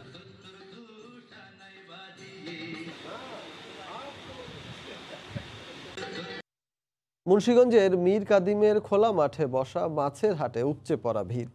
ইলিশ বিক্রি নিষিদ্ধ হলেও হরেক রকমের দেশি তাজা মাছে ভরপুর আড়তগুলো। ধলেশ্বরীর তীরে হাটটির খবর জানাচ্ছেন সহকর্মী নাসির উদ্দিন উজ্জ্বল, আর ক্যামেরায় ছিলেন আবু সাইদ।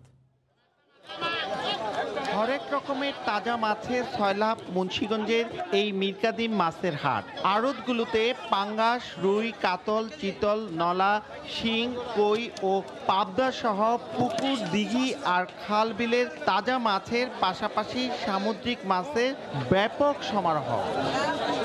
গত 4 অক্টোবর থেকে ইলিশ ধরা নিষিদ্ধ থাকায় প্রভাব পড়েছে অন্যান্য মাছের দরে। কেজি প্রতি দর বেড়ে গেছে 20 থেকে 100 টাকা পর্যন্ত। সাপ্তাহিক ছুটি আর পুজোর বন্ধে নানা অঞ্চলের পাইকারদের পাশাপাশি শৌখিন ক্রেতাদেরও উপচে পড়া ভিড় এখানে।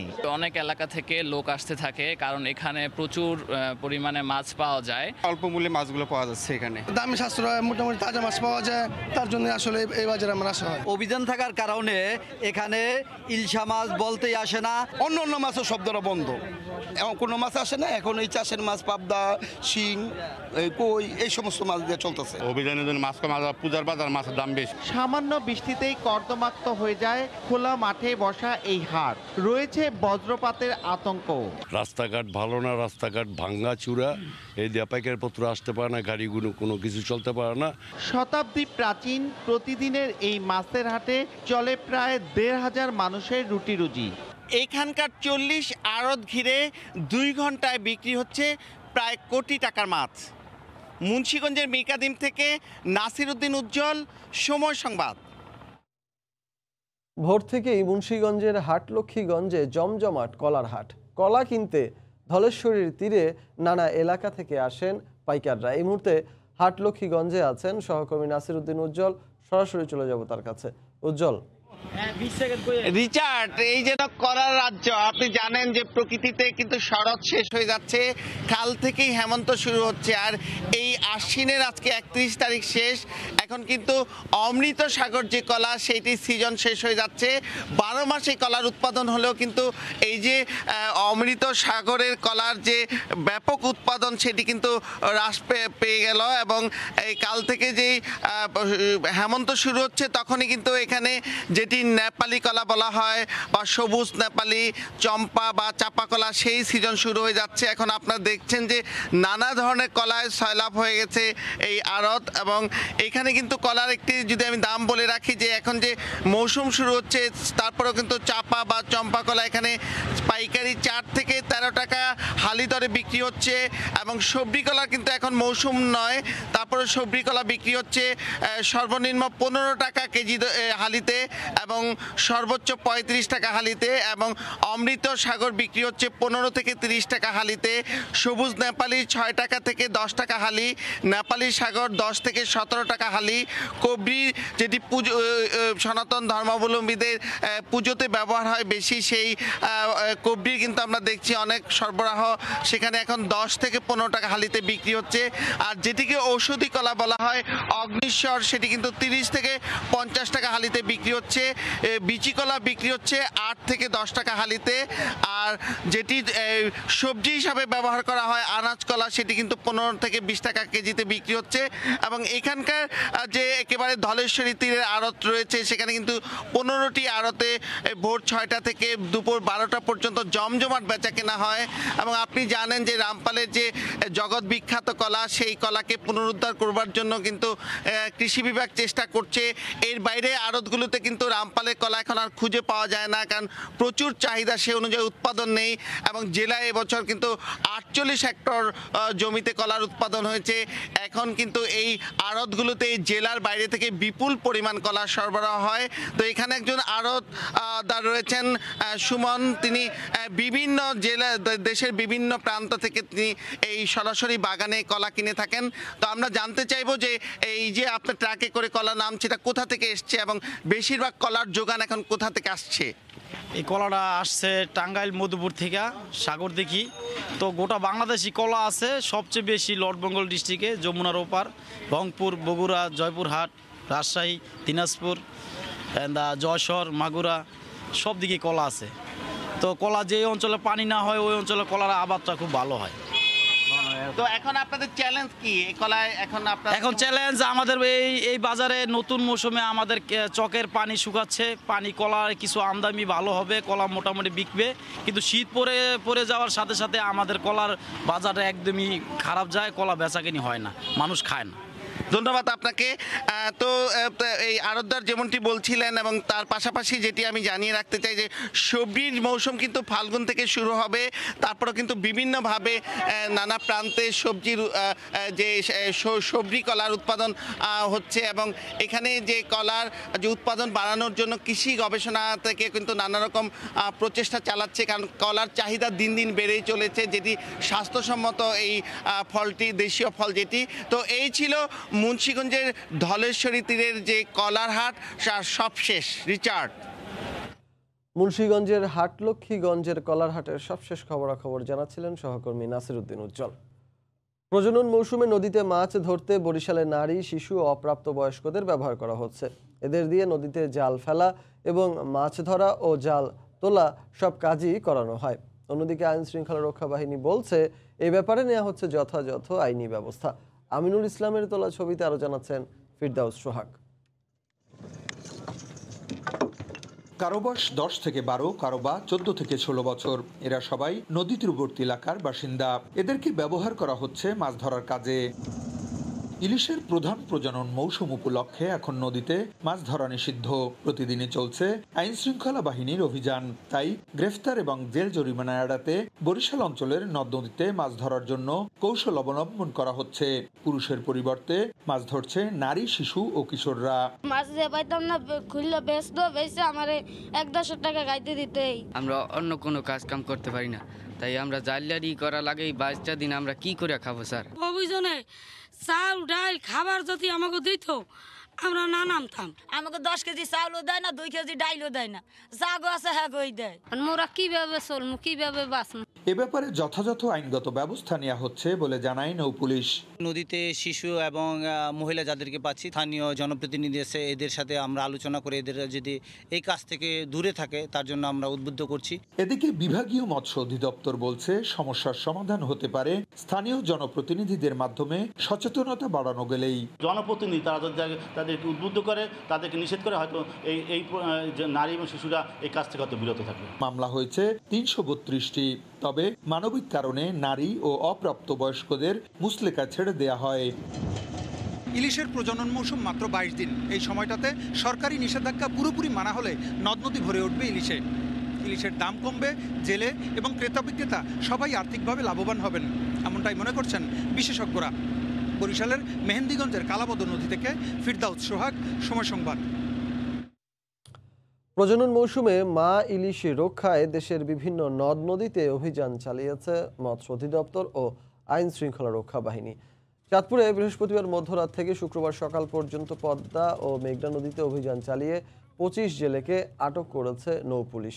এ সময় 300 কেজি ইলিশ সহ 12টি মাছ ধরার নৌকা জব্দ করা হয়। আগুনে পুড়িয়ে ফেলা হয় কারেন্ট জাল। ভোলায় মাছ ধরার অপরাধে 65 জেলেকে আটক করা হয়েছে। জব্দ করা হয় 80 কেজি ইলিশ সহ 4টি ট্রলার। এছাড়া পটুয়াখালীর পায়রা নদীতে যৌথ অভিযান চালিয়ে 10,000 মিটার কারেন্ট জাল পুড়িয়ে দেয়া হয়।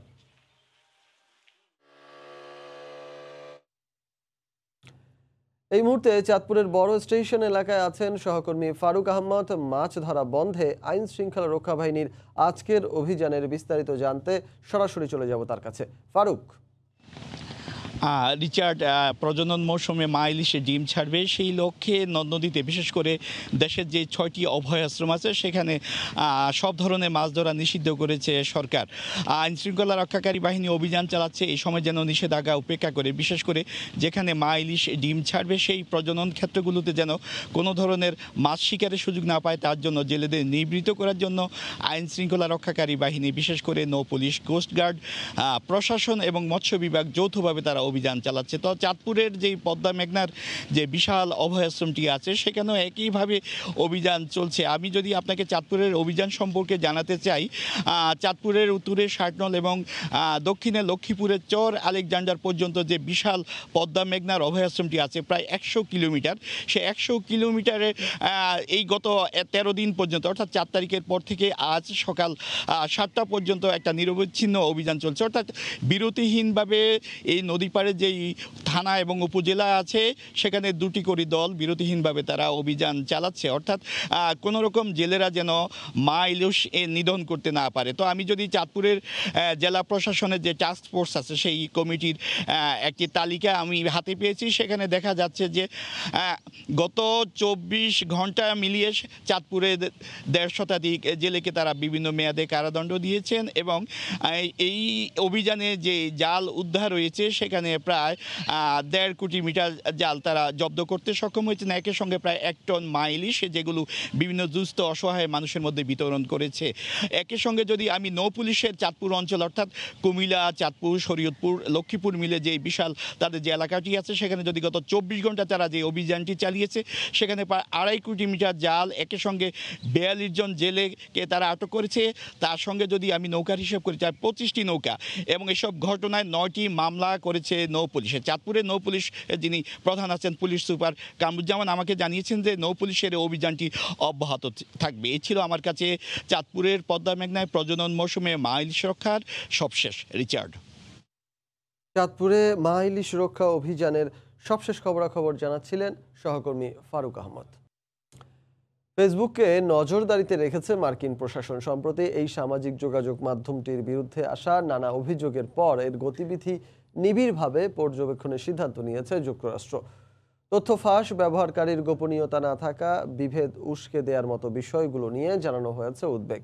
অচিরেই ফেসবুক সংকট দূর করতে না পারলে হয়তো বন্ধই করে দেয়া হতে পারে বিশ্বের কোটি কোটি মানুষের নিত্যদিনের ব্যবহার্য এই মাধ্যমটিকে। যুক্তরাষ্ট্র থেকে লস্কর আল মামুনের রিপোর্টে বিস্তারিত। সম্প্রতি ফেসবুক নিয়ে সমালোচনা বেশ তুঙ্গে। এই সামাজিক যোগাযোগ মাধ্যমটির বিরুদ্ধে নানা অভিযোগ, তাই রীতিমতো সতর্ক করা হয়েছে ফেসবুককে। ফেসবুকের সাবেক কর্মী ফ্রান্সেস হাউগেন প্রতিষ্ঠানটির বিরুদ্ধে গত সপ্তাহে যে সাক্ষ্য দেন তার প্রেক্ষিতে যুক্তরাষ্ট্রের সিনেটের কমার্স কমিটি ফেসবুকের প্রধান নির্বাহী মার্ক জাকারবার্গকে বিভিন্ন নথি সংরক্ষণ করতে বলেছে। ফ্রান্সেস হাউগেন সিনেট কমিটির কাছে তথ্য প্রমাণ দিয়ে অভিযোগ করেন, আর্থিকভাবে ক্ষতিগ্রস্ত হওয়ার আশঙ্কায় প্ল্যাটফর্মটিকে নিরাপদ করে এমন পরিবর্তন আনতে অস্বীকৃতি জানিয়ে আসছে ফেসবুক। তিনি আরও অভিযোগ করেন, ফেসবুক শিশুদের মানসিক স্বাস্থ্যের ক্ষতি করছে, পাশাপাশি সমাজে উস্কে দিচ্ছে বিভেদ। সবকিছু বিবেচনা করে সিনেটের কমার্স কমিটির সভাপতি ডেমোক্র্যাট দলীয় সিনেটর মারিয়া ক্যান্টওয়েল বলেন, ফেসবুক জনগণ কেন্দ্রীয় নিয়ন্ত্রক ও এই কমিটিকে ভুল পথে পরিচালিত করছে কিনা তা নিয়ে উদ্বেগের জন্ম দিয়েছে হাউগেনের সাক্ষ্য। ডিজিটাল ক্ষতি মোকাবিলায় এই কমিটি তদারকি অব্যাহত রাখবে এবং ভোক্তাদের গোপনীয়তা রক্ষা ও তথ্য নিরাপত্তার উন্নয়নে আইন অনুযায়ী কাজ করে যাবে। সিনেটর মারিয়া ক্যান্টওয়েল ফেসবুককে তাদের অভ্যন্তরীণ গবেষণার নথি সংরক্ষণ করতে বলেছেন, যা হাউগেন দলিল হিসাবে দাখিল করেছেন। পাশাপাশি 18 বছরের নিচের শিশু কিশোরদের ওপর এই প্ল্যাটফর্মের প্রভাব সংক্রান্ত তথ্য ও সংরক্ষণ করতে বলেছেন তিনি। ক্যান্টওয়েল আরও মনে করেন, বিভেদ সৃষ্টিকারী উপাদানের বিস্তার থেকে যে বিপদ হতে পারে তা এরই মধ্যে প্রমাণিত। রোহিঙ্গা গণহত্যা যার অন্যতম প্রমাণ। লস্কর আল মামুন, সময় সংবাদ, যুক্তরাষ্ট্র। যারা করোনার 2 ডোজ টিকা নিয়েছেন আগামী 8 নভেম্বর থেকে তাদের যুক্তরাষ্ট্রে প্রবেশে আর কোনো বাধা নেই বলে জানিয়েছে হোয়াইট হাউস। মার্কিন খাদ্য ও ওষুধ প্রশাসন ও বিশ্ব স্বাস্থ্য সংস্থা অনুমোদিত যে কোনো টিকার পূর্ণ ডোজ গ্রহীতারা ভ্রমণের অনুমতি পাবেন। আপাতত 33টি দেশের নাগরিকদের জন্য চালু হচ্ছে এর সুবিধা, তবে সেই তালিকায় নেই বাংলাদেশ। বিদেশি পর্যটকদের জন্য অবশেষে দুয়ার খুলেছে যুক্তরাষ্ট্র। 33টি দেশের নাগরিকের জন্য ভ্রমণ নিষেধাজ্ঞা তুলে নিচ্ছে দেশটি। আগামী 8 নভেম্বর থেকেই দেশটিতে ভ্রমণে যেতে পারবেন বিদেশিরা। তবে এক্ষেত্রে তাদের মার্কিন খাদ্য ও ওষুধ প্রশাসন এবং বিশ্ব স্বাস্থ্য সংস্থা অনুমোদিত যে কোনো টিকার পূর্ণ ডোজ গ্রহণ করতে হবে, থাকতে হবে কোভিড সনদ। ব্রিটিশ গণমাধ্যম বিবিসির এক প্রতিবেদনে এ তথ্য জানানো হয়েছে।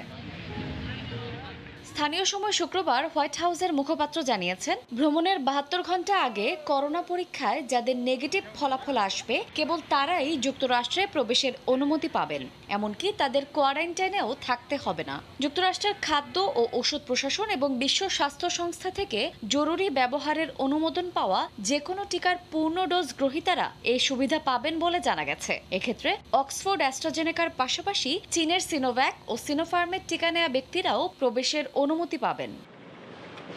নতুন নির্দেশনা অনুসারে ফ্রান্স, জার্মানি, ইতালি সহ ইউরোপের শেনজেন অঞ্চলের 26টি দেশ এবং ব্রিটেন, আয়ারল্যান্ড, চীন, ভারত, দক্ষিণ আফ্রিকা, ইরান ও ব্রাজিলের নাগরিকরা এ সুযোগ পাবেন। তবে এই তালিকা থেকে বাদ পড়েছে বাংলাদেশের নাম। এর আগে গেল সপ্তাহে কানাডা ও মেক্সিকোর সঙ্গে স্থল সীমান্ত খুলে দেয় মার্কিন প্রশাসন। শায়লা রহমান, ইমা, সময় সংবাদ। ষাটোর্ধ্ব নন গ্রাজুয়েট প্রবাসীদের আকামা নবায়নে নিষেধাজ্ঞা জারি করার সিদ্ধান্ত ভুল ছিল বলে স্বীকার করেছে কুয়েত সরকার। এমনকি দেশটির কোনো নীতিতেই এই সিদ্ধান্তের কোনো ভিত্তি নেই বলে নিশ্চিত করেছে কুয়েতের ফতোয়া ও আইন বিভাগ। এমন ঘোষণায় স্বস্তি প্রকাশ করেছেন কুয়েতে বসবাসরত প্রবাসীরা। শরীফ মোহাম্মদ মিজানুর রহমানের তথ্য ও ছবিতে রিপোর্ট। 7 বছর বা তার বেশি বয়সী নন গ্র্যাজুয়েট প্রবাসীদের আকামা নবায়নে নিষেধাজ্ঞা জারি করার সিদ্ধান্ত সঠিক ছিল না বলে জানিয়েছে কুয়েতের মন্ত্রী পরিষদ। এই শ্রেণীর প্রবাসীদের জন্য ওয়ার্ক পারমিট প্রদান নিষিদ্ধ করার কোনো আইনি ভিত্তি নেই বলে নিশ্চিত করেছে দেশটির ফতোয়া ও আইন বিভাগ। প্রায় 14 মাস আগে জারি করা কুয়েতের পাবলিক অথরিটি ফর ম্যান পাওয়ারের নেয়া ওই সিদ্ধান্তের সমালোচনা করেন তারা। এদিকে ফতোয়া ও আইন বিভাগের এমন ঘোষণার প্রশংসা করেন কুয়েতে বসবাসরত প্রবাসী বাংলাদেশিরা। পররাষ্ট্র মন্ত্রণালয় যে একটা আইন তৈরি করছিল যে 60 বছরের উপরে যে লোকজন থাকতে পারবে না, ওই আইনটা মোটামুটি এখন বাতিল হয়ে গেছে, এই জন্য আমরা কুয়েত সরকারকে ধন্যবাদ জানাই। যারা 60 বছর বয়সী তারা আবার আকামা লাগাইতে পারবেন, তাদের জন্য কোনো টেনশন নাই। ইনশাআল্লাহ আপনারা আবার কুয়েতে বসবাস করতে পারবেন। ষাটোর্ধ্ব নন গ্র্যাজুয়েট অভিবাসীদের আকামা নবায়ন না হওয়ার কারণে যারা কুয়েত ত্যাগ করেছেন তাদেরকে পুনরায় দেশটিতে প্রবেশের সুযোগ দিয়েছে কুয়েত সরকার। ইতোমধ্যে কুয়েত ফেরত 6000 প্রবাসীকে অস্থায়ী ভিসার আবেদন করার অনুমতি দিয়েছে দেশটির স্বরাষ্ট্র মন্ত্রণালয়। সময় সংবাদ, কুয়েত। সিঁদুর খেলা, ঢাকের বাদ্য আর নাচে গানে মুখরিত ছিল ফ্রান্সের মণ্ডপগুলো। জাতি ধর্ম নির্বিশেষে সবাই মেতে ওঠেন উৎসবের আনন্দে। প্যারিস থেকে বিস্তারিত জানিয়েছেন লুৎফুর রহমান বাবু। উৎসব, উচ্ছ্বাস আর নানা ধর্মীয় আচার অনুষ্ঠানের মধ্য দিয়ে ফ্রান্সে সনাতন হিন্দু ধর্মাবলম্বীদের সবচেয়ে বড় ধর্মীয় উৎসব শারদীয় দুর্গোৎসব সমাপ্ত হয়েছে। দশমীর দিনে প্রতীকী প্রতিমা বিসর্জনের মধ্য দিয়ে এই উৎসবের সমাপ্তি ঘটে। দশমীর দিনে অন্যান্য ধর্মীয় আচার অনুষ্ঠানের পাশাপাশি উল্লেখযোগ্য অংশ সিঁদুর খেলায় মেতে উঠেছিলেন ভক্ত অনুরাগীরা। এর পাশাপাশি সাম্প্রতিক বাংলাদেশে সংখ্যালঘু নির্যাতনের ঘটনায় 2 মিনিটের নীরবতার মাধ্যমে প্রতীকী প্রতিবাদ জানান তারা। আর নিজের ও পরিবারের সদস্যদের জন্য শান্তি ও উন্নতির পাশাপাশি সবার জন্য মঙ্গল কামনা করেছেন দেবী দুর্গার কাছে ভক্ত অনুরাগীরা। মা দুর্গার কাছে আমরা সবাই, পরিবেশের সবাই হাসি মুখ, সবাই আনন্দিত। উনি মা রূপে সব সন্তানকে, পৃথিবীর সকল সন্তানকে এই মহামারী থেকে মুক্ত করুক। দাবি একটাই থাকলো, যাতে করে মা আমাদের সবার জীবনে শান্তি বয়ে আনে। আজ আমাদের মনটা এতই খারাপ, মা আমাদেরকে রেখে কৈলাসে ফিরে যাচ্ছেন। এখানে এসে মাকে সিঁদুর পরালাম, সবাইকে সিঁদুর দিলাম। আমার কাছে একটাই চাওয়া, আমার স্বামী, আমার সন্তান যাতে মা সবাইকে সুস্থ রাখে, ভালো থাকে। এখানে ভালো পূজা কাটানোর পরেও আমি আমার বাংলাদেশের পুজোকে অনেক মিস করছি। আমি চাই সামনের বছর যেন আমি বাংলাদেশে থাকতে পারি, আমার মায়ের সাথে থাকতে পারি। প্যারিসের ভিন্ন ভিন্ন স্থানে মোট 11টি বাংলাদেশীয় কমিউনিটির অস্থায়ী পূজা মণ্ডপে ও ভারতীয় একটি মিলিয়ে মোট 12টি অস্থায়ী পূজা মণ্ডপে এবার শারদীয় দুর্গোৎসব পালিত হয়েছে। করোনার অতি মহামারী, সেই সাথে সকল অশুভ শক্তি থেকে দেবী দুর্গা সবাইকে রক্ষা করবেন। পাশাপাশি আগামী বছর আরও শুভবার্তা নিয়ে আসবেন ফ্রান্সের সনাতন হিন্দু ধর্মাবলম্বীদের।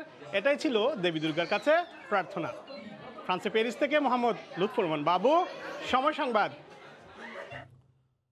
এবছর বেশ ঘটা করেই আয়ারল্যান্ডের কিলার্নিতে শারদীয় দুর্গোৎসব পালন করলেন সনাতন ধর্মাবলম্বীরা। করোনা মুক্তি সহ বিশ্ববাসীর শান্তি কামনার জন্য তারা প্রার্থনা করেন দেবী দুর্গার কাছে।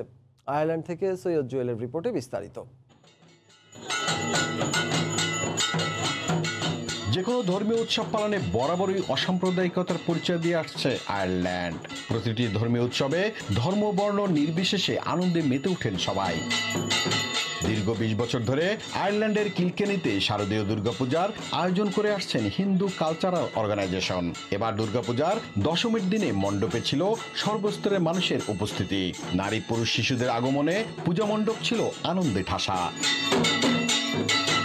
বিশ্বে অসাম্প্রদায়িক চেতনায় উদ্বুদ্ধ হয়ে মানুষে মানুষে ভেদাভেদ ভুলে মানবতার আলো জ্বলবে ঘরে ঘরে, এমনই প্রার্থনা ছিল হিন্দু ধর্মাবলম্বীদের। কোভিড-19 কাটিয়ে স্বল্প পরিসর থেকে দীর্ঘ পরিসরে এবার আমরা দুর্গাপূজা করে আসতেছি আয়ারল্যান্ডের কিলার্নি শহরে। প্রায় 20 বছর যাবৎ আমরা এই পূজা করছি। আমরা মায়ের কাছে প্রার্থনা করছি, আরাধনা করছি, বিশ্ব শান্তি বজায় থাকুক, সম্প্রীতি বজায় থাকুক। সবার জীবনে শুভ বয়ে আনুক। আমি আশা করি শুভ বিজয়ের মাধ্যমে সবাইকে আবারও বলছি শুভ বিজয়। আগামী বছরগুলোতে আরো বড় পরিসরে পূজার আয়োজন করা হবে বলে জানিয়েছেন আয়োজকরা। সৈয়দ জুয়েল, সময় সংবাদ, আয়ারল্যান্ড। বিসর্জনের মধ্য দিয়ে জার্মানিতে শেষ হলো 5 দিনব্যাপী শারদীয় দুর্গোৎসব। দেশটির বিভিন্ন অঙ্গরাজ্যের মতো বার্লিনের পূজা মণ্ডপগুলোতে ছিল বিষাদের ছায়া। শেষবারের মতো দেবী দুর্গার কাছে প্রার্থনা করতে আসেন ভক্তরাও। জার্মানি থেকে বিস্তারিত জানাচ্ছেন সহকর্মী বিটু বড়ুয়া। সনাতন হিন্দু শাস্ত্র মতে দেবী দুর্গা 5 দিন পিতৃগৃহে অবস্থানের পর বিজয়া দশমীর দিনে বিসর্জনের মধ্য দিয়ে কৈলাসে স্বামী গৃহে ফিরে গেছেন। গত 5টি দিন ছিল সর্বস্তরের দুর্গা ভক্তদের জন্য সবচেয়ে সুখকর ও উৎসবের সময়। দেবীর বিদায় বেলায় বিষণ্ণ মন নিয়ে নানা প্রান্ত থেকে ভক্তরা বার্লিনের সনাতনী পূজা ও সংস্কৃতি স্পাস ও হিন্দু সোসাইটি মণ্ডপে এসেছিলেন দেবীকে শেষ বিদায় জানাতে। করোনা মহামারীর মধ্যে জার্মানির মতো দেশে পূজার আয়োজন করতে পেরে খুশি সবাই। মা দুর্গতিনাশিনী আমাদের সব দুঃখ দুর্দশা দূর করে আমাদের আশীর্বাদ করে এই বছর আমাদের বিদায় নিচ্ছে। বিভিন্ন জায়গা থেকে আমাদের এখানে অনেক দর্শনার্থী এসেছে। আমরা আশা করি সামনে বছর আবারও হবে। আমরা মা দুর্গার কাছে প্রার্থনা করি আগামী বছর যেন আমরা সবাই আরো বড় পরিসরে মার পূজা এই হিন্দু সোসাইটি করতে পারি। বিদায়ের শেষ বেলাতেও দেবীর কাছে আশীর্বাদ নেন ভক্তরা। ভক্তদের আশা, দেবী দুর্গার শক্তিতে মানুষ হবে আলোকিত। জার্মানি থেকে বিটু বড়ুয়া, সময় সংবাদ। এবার খেলার খবর। বিশ্বকাপের 2 প্রস্তুতি ম্যাচে দল হারলেও টিম ম্যানেজমেন্ট চিন্তিত নয়। দলের আত্মবিশ্বাসে ভাটা পড়েনি এতটুকু, বরং পূর্ণ শক্তি দল পেলে ঠিকই পথ খুঁজে পাবে বলে বিশ্বাস নির্বাচক হাবিবুল বাশার সুমনের। প্রথম পর্বে মাঠে নামার আগে দলের সবার মানসিক ও শারীরিকভাবে সুস্থ থাকাটাই গুরুত্বপূর্ণ বলে মন্তব্য করেছেন তিনি। আবুধাবি থেকে ওমান ফিরে শুক্রবার অনুশীলন করেনি বাংলাদেশ দল। মাস্কাট থেকে সাজিদ মুস্তাহিদের রিপোর্ট।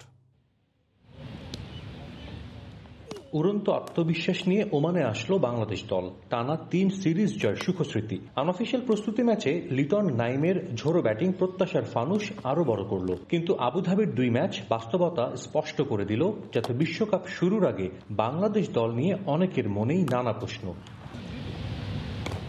শ্রীলঙ্কা আয়ারল্যান্ডের বিপক্ষে 2 ম্যাচে 16 আনা ব্যর্থ ওপেনাররা। বিশ্বকাপের প্রথম পর্বে বাংলাদেশ খেলতে নামবে টানা 2 ম্যাচ হারের বোঝা নিয়ে। উইনিং মোমেন্টাম নিয়ে বিশ্বকাপ শুরু করার গুরুত্বটা বলছেন নির্বাচক হাবিবুল বাশারও। আমরা যখন ওয়ার্ল্ড কাপের যে প্র্যাকটিস ম্যাচটা খেললাম আবুধাবিতে, এক্সপেকটেশন ডেফিনেটলি আরেকটু বেশি ছিল। যদিও প্র্যাকটিস ম্যাচ আমরা কিছু জিনিস ট্রাই করেছি, আমাদের মূল একাদশটা কিন্তু মিসিং। মুস্তাফিজ মাত্র আইপিএল শেষ করে এসছে, সাকিবকে আমরা পাইনি, আমাদের ক্যাপ্টেন কোনো ম্যাচ খেলতে পারেনি। অবভিয়াসলি আরেকটু ভালো এক্সপেক্ট করেছিলাম। বৃহস্পতিবার রাতেই ওমান ফিরেছে বাংলাদেশ দল। শুক্রবার অনুশীলন করেনি টিম টাইগার্স। খেলোয়াড়দের ফর্মের সঙ্গে চিন্তার বিষয় ইনজুরিও। 3 প্রস্তুতি ম্যাচের একটিও খেলেননি অধিনায়ক মাহমুদুল্লাহ। ছোটখাটো চোট আছে আরো 2-1 জনের। মাঠের পারফরমেন্সের সঙ্গে এখন বড় চিন্তাও যেন ইনজুরি। ভালো ফর্মের খেলোয়াড়ও ওয়ার্ল্ড কাপে এসে ফর্ম হারিয়ে ফেলেন, নিয়মিত খেলোয়াড়রা, তখনই সবচেয়ে বড় সমস্যা হয়। আই জাস্ট হোপ যে আমাদের ছেলেরা যেই সবাই যেন ভালো খেলে এই টুর্নামেন্টে, সবাই যেন ফর্মে থাকে। ইনজুরি একটা কনসার্ন ডেফিনেটলি। আমাদের প্রিলিমিনারি রাউন্ডের মধ্যে খুব একটা ব্রেক থাকবে না। একদিন গ্যাপে 3টা ম্যাচ খেলতে হবে। চাইবো শুধু একটাই, যে সবাই যেন সুস্থ থাকে এবং তাদের সেরা খেলাটা উপহার দিতে পারে। অবশ্য এরপরও দল নিয়ে আশাবাদী নির্বাচক হাবিবুল বাশার। 2 প্রস্তুতি ম্যাচের ফলাফল সবকিছু নতুন করে ভাবতে বাধ্য করেছে বিশ্বকাপ শুরুর আগে তার কাছে, যা ইতিবাচকই মনে হচ্ছে। টিমটাও যথেষ্ট আত্মবিশ্বাসী। প্রস্তুতি ম্যাচটা আসলে প্রস্তুতি ম্যাচ, সেটা নিয়ে আসলে আমি খুব বেশি বিচার করতে চাচ্ছি না, সেটা নিয়ে আমরা খুব বেশি ভাবতে চাচ্ছি না। অবভিয়াসলি আমাদের একটা খুব ভালো ধারণা হয়ে গেছে ওয়ার্ল্ড কাপে আমরা কি ফেস করতে পারি, আমাদের কত বড় চ্যালেঞ্জের মুখোমুখি হতে পারে, আমরা প্রস্তুত। আগামী রোববার স্কটল্যান্ডের বিপক্ষে প্রথম পর্বের ম্যাচে নামার আগে শনিবার সন্ধ্যায় অনুশীলন করবে টিম টাইগার্স। সাজিদ মুস্তাহিদ, সময় সংবাদ, মাস্কাট, ওমান। টি-20 বিশ্বকাপ শুরু হবে ওমানে, আর ওমান পর্বের একমাত্র ভেন্যু আল আমিরাত স্টেডিয়াম বিশ্ব আসর মঞ্চায়নের জন্য প্রস্তুত। চলছে শেষ মুহূর্তের কাজ। আইসিসি ইতিহাসে এবারই প্রথম কোনো বিশ্বকাপ অনুষ্ঠিত হতে যাচ্ছে যার আয়োজক কোনো টেস্ট খেলুড়ে দেশ নয়। মাস্কাটের বিশ্বকাপ ভেন্যু নিয়ে সাজিদ মুস্তাহিদের আরও একটি রিপোর্ট। বিশ্বকাপের রঙে রঙিন মাস্কাটের আল আমেরাত স্টেডিয়াম। চারিদিকে সাজ রব। আইসিসি আর আয়োজক বিসিসিআই এর কর্মীদের ব্যস্ততা। বিশ্বকাপ শুরু হবে একদিন পরই, তাই সব দিকেই শেষ মুহূর্তের প্রস্তুতির তোড়জোড়। ওমান বিশ্বকাপ আয়োজক হয়েছে অনেকটা ভাগ্য গুণে। ভারতের মাটিতে বিশ্বকাপ অনুষ্ঠিত করা সম্ভব নয় জানিয়ে গেল জুনে আইসিসি বিশ্বকাপ স্থানান্তরিত করে আরব আমিরাত ও ওমানে। আইসিসি ইতিহাসে প্রথমবারের মতো একটা বিশ্বকাপ হতে যাচ্ছে যার আয়োজক তালিকায় নেই কোনো টেস্ট খেলুড়ে দেশের নাম।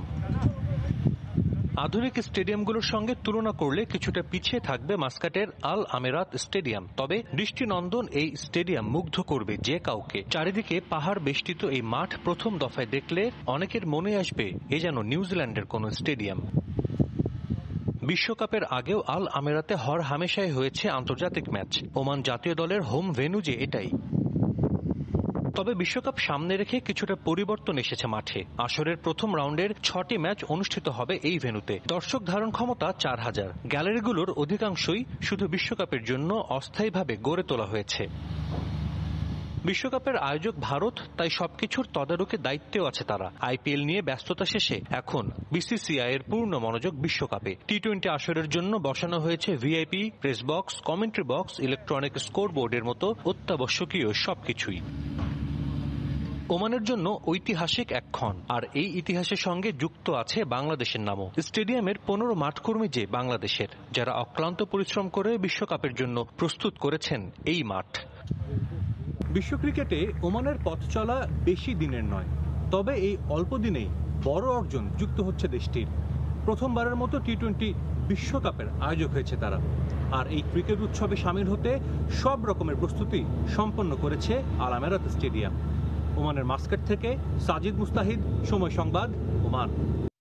এবার ফুটবল প্রসঙ্গ, সাফ ফাইনালের খবর। হাই ভোল্টেজ ম্যাচে মুখোমুখি হবে ভারত ও নেপাল। মালদ্বীপের রশ্মিধানু স্টেডিয়ামে ম্যাচটি শুরু হবে রাত 9টায়। প্রথমবারের মতো ফাইনালে উঠে বাজিমাত করতে মরিয়া নেপাল, তবে শক্তিমত্তা ও পরিসংখ্যানে ঢের এগিয়ে ভারত। 2013 সালের সবশেষ সাফে ভারতকে হারিয়েছিল নেপাল, এরপর আর কখনো হারাতে পারেনি। তাই কঠিন চ্যালেঞ্জ অপেক্ষা করছে হিমালয়ের দেশটির সামনে।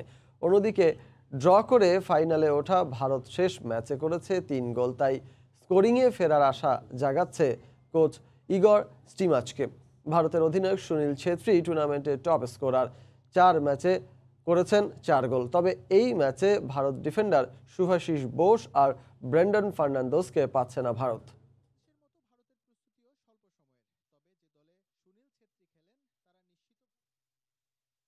এ পর্যায়ে শীর্ষ সংবাদগুলো জানিয়ে দিচ্ছি আরেকবার। রাজধানীতে যত্রতত্র গড়ে উঠছে ইংলিশ মিডিয়াম স্কুল। অনুমোদনহীন স্কুলের সংখ্যা 3 শতাধিক। ইচ্ছে মতো ভর্তি ও টিউশন ফি আদায়ের অভিযোগ, শিগগিরই ব্যবস্থা বলছে বোর্ড। গাইবান্ধায় মিটার টেম্পারিং করে চুরি করা হচ্ছে বিদ্যুৎ, জরিমানা দিতে হচ্ছে সাধারণ গ্রাহককে। অসাধু কর্মচারীদের কারসাজি, জনসচেতনতা বাড়ানোর তাগিদ।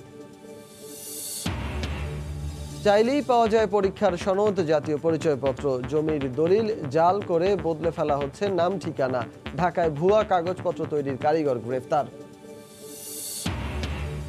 এবং টি-20 বিশ্বকাপ বাছাইয়ের জন্য বাংলাদেশ দলের শেষ অনুশীলন আজ। প্রস্তুতি ম্যাচের হার নিয়ে হতাশায় ভুগতে চায় না বিসিবি। এই ছিল ভোরের সময়ের সঙ্গে থাকুন সময়।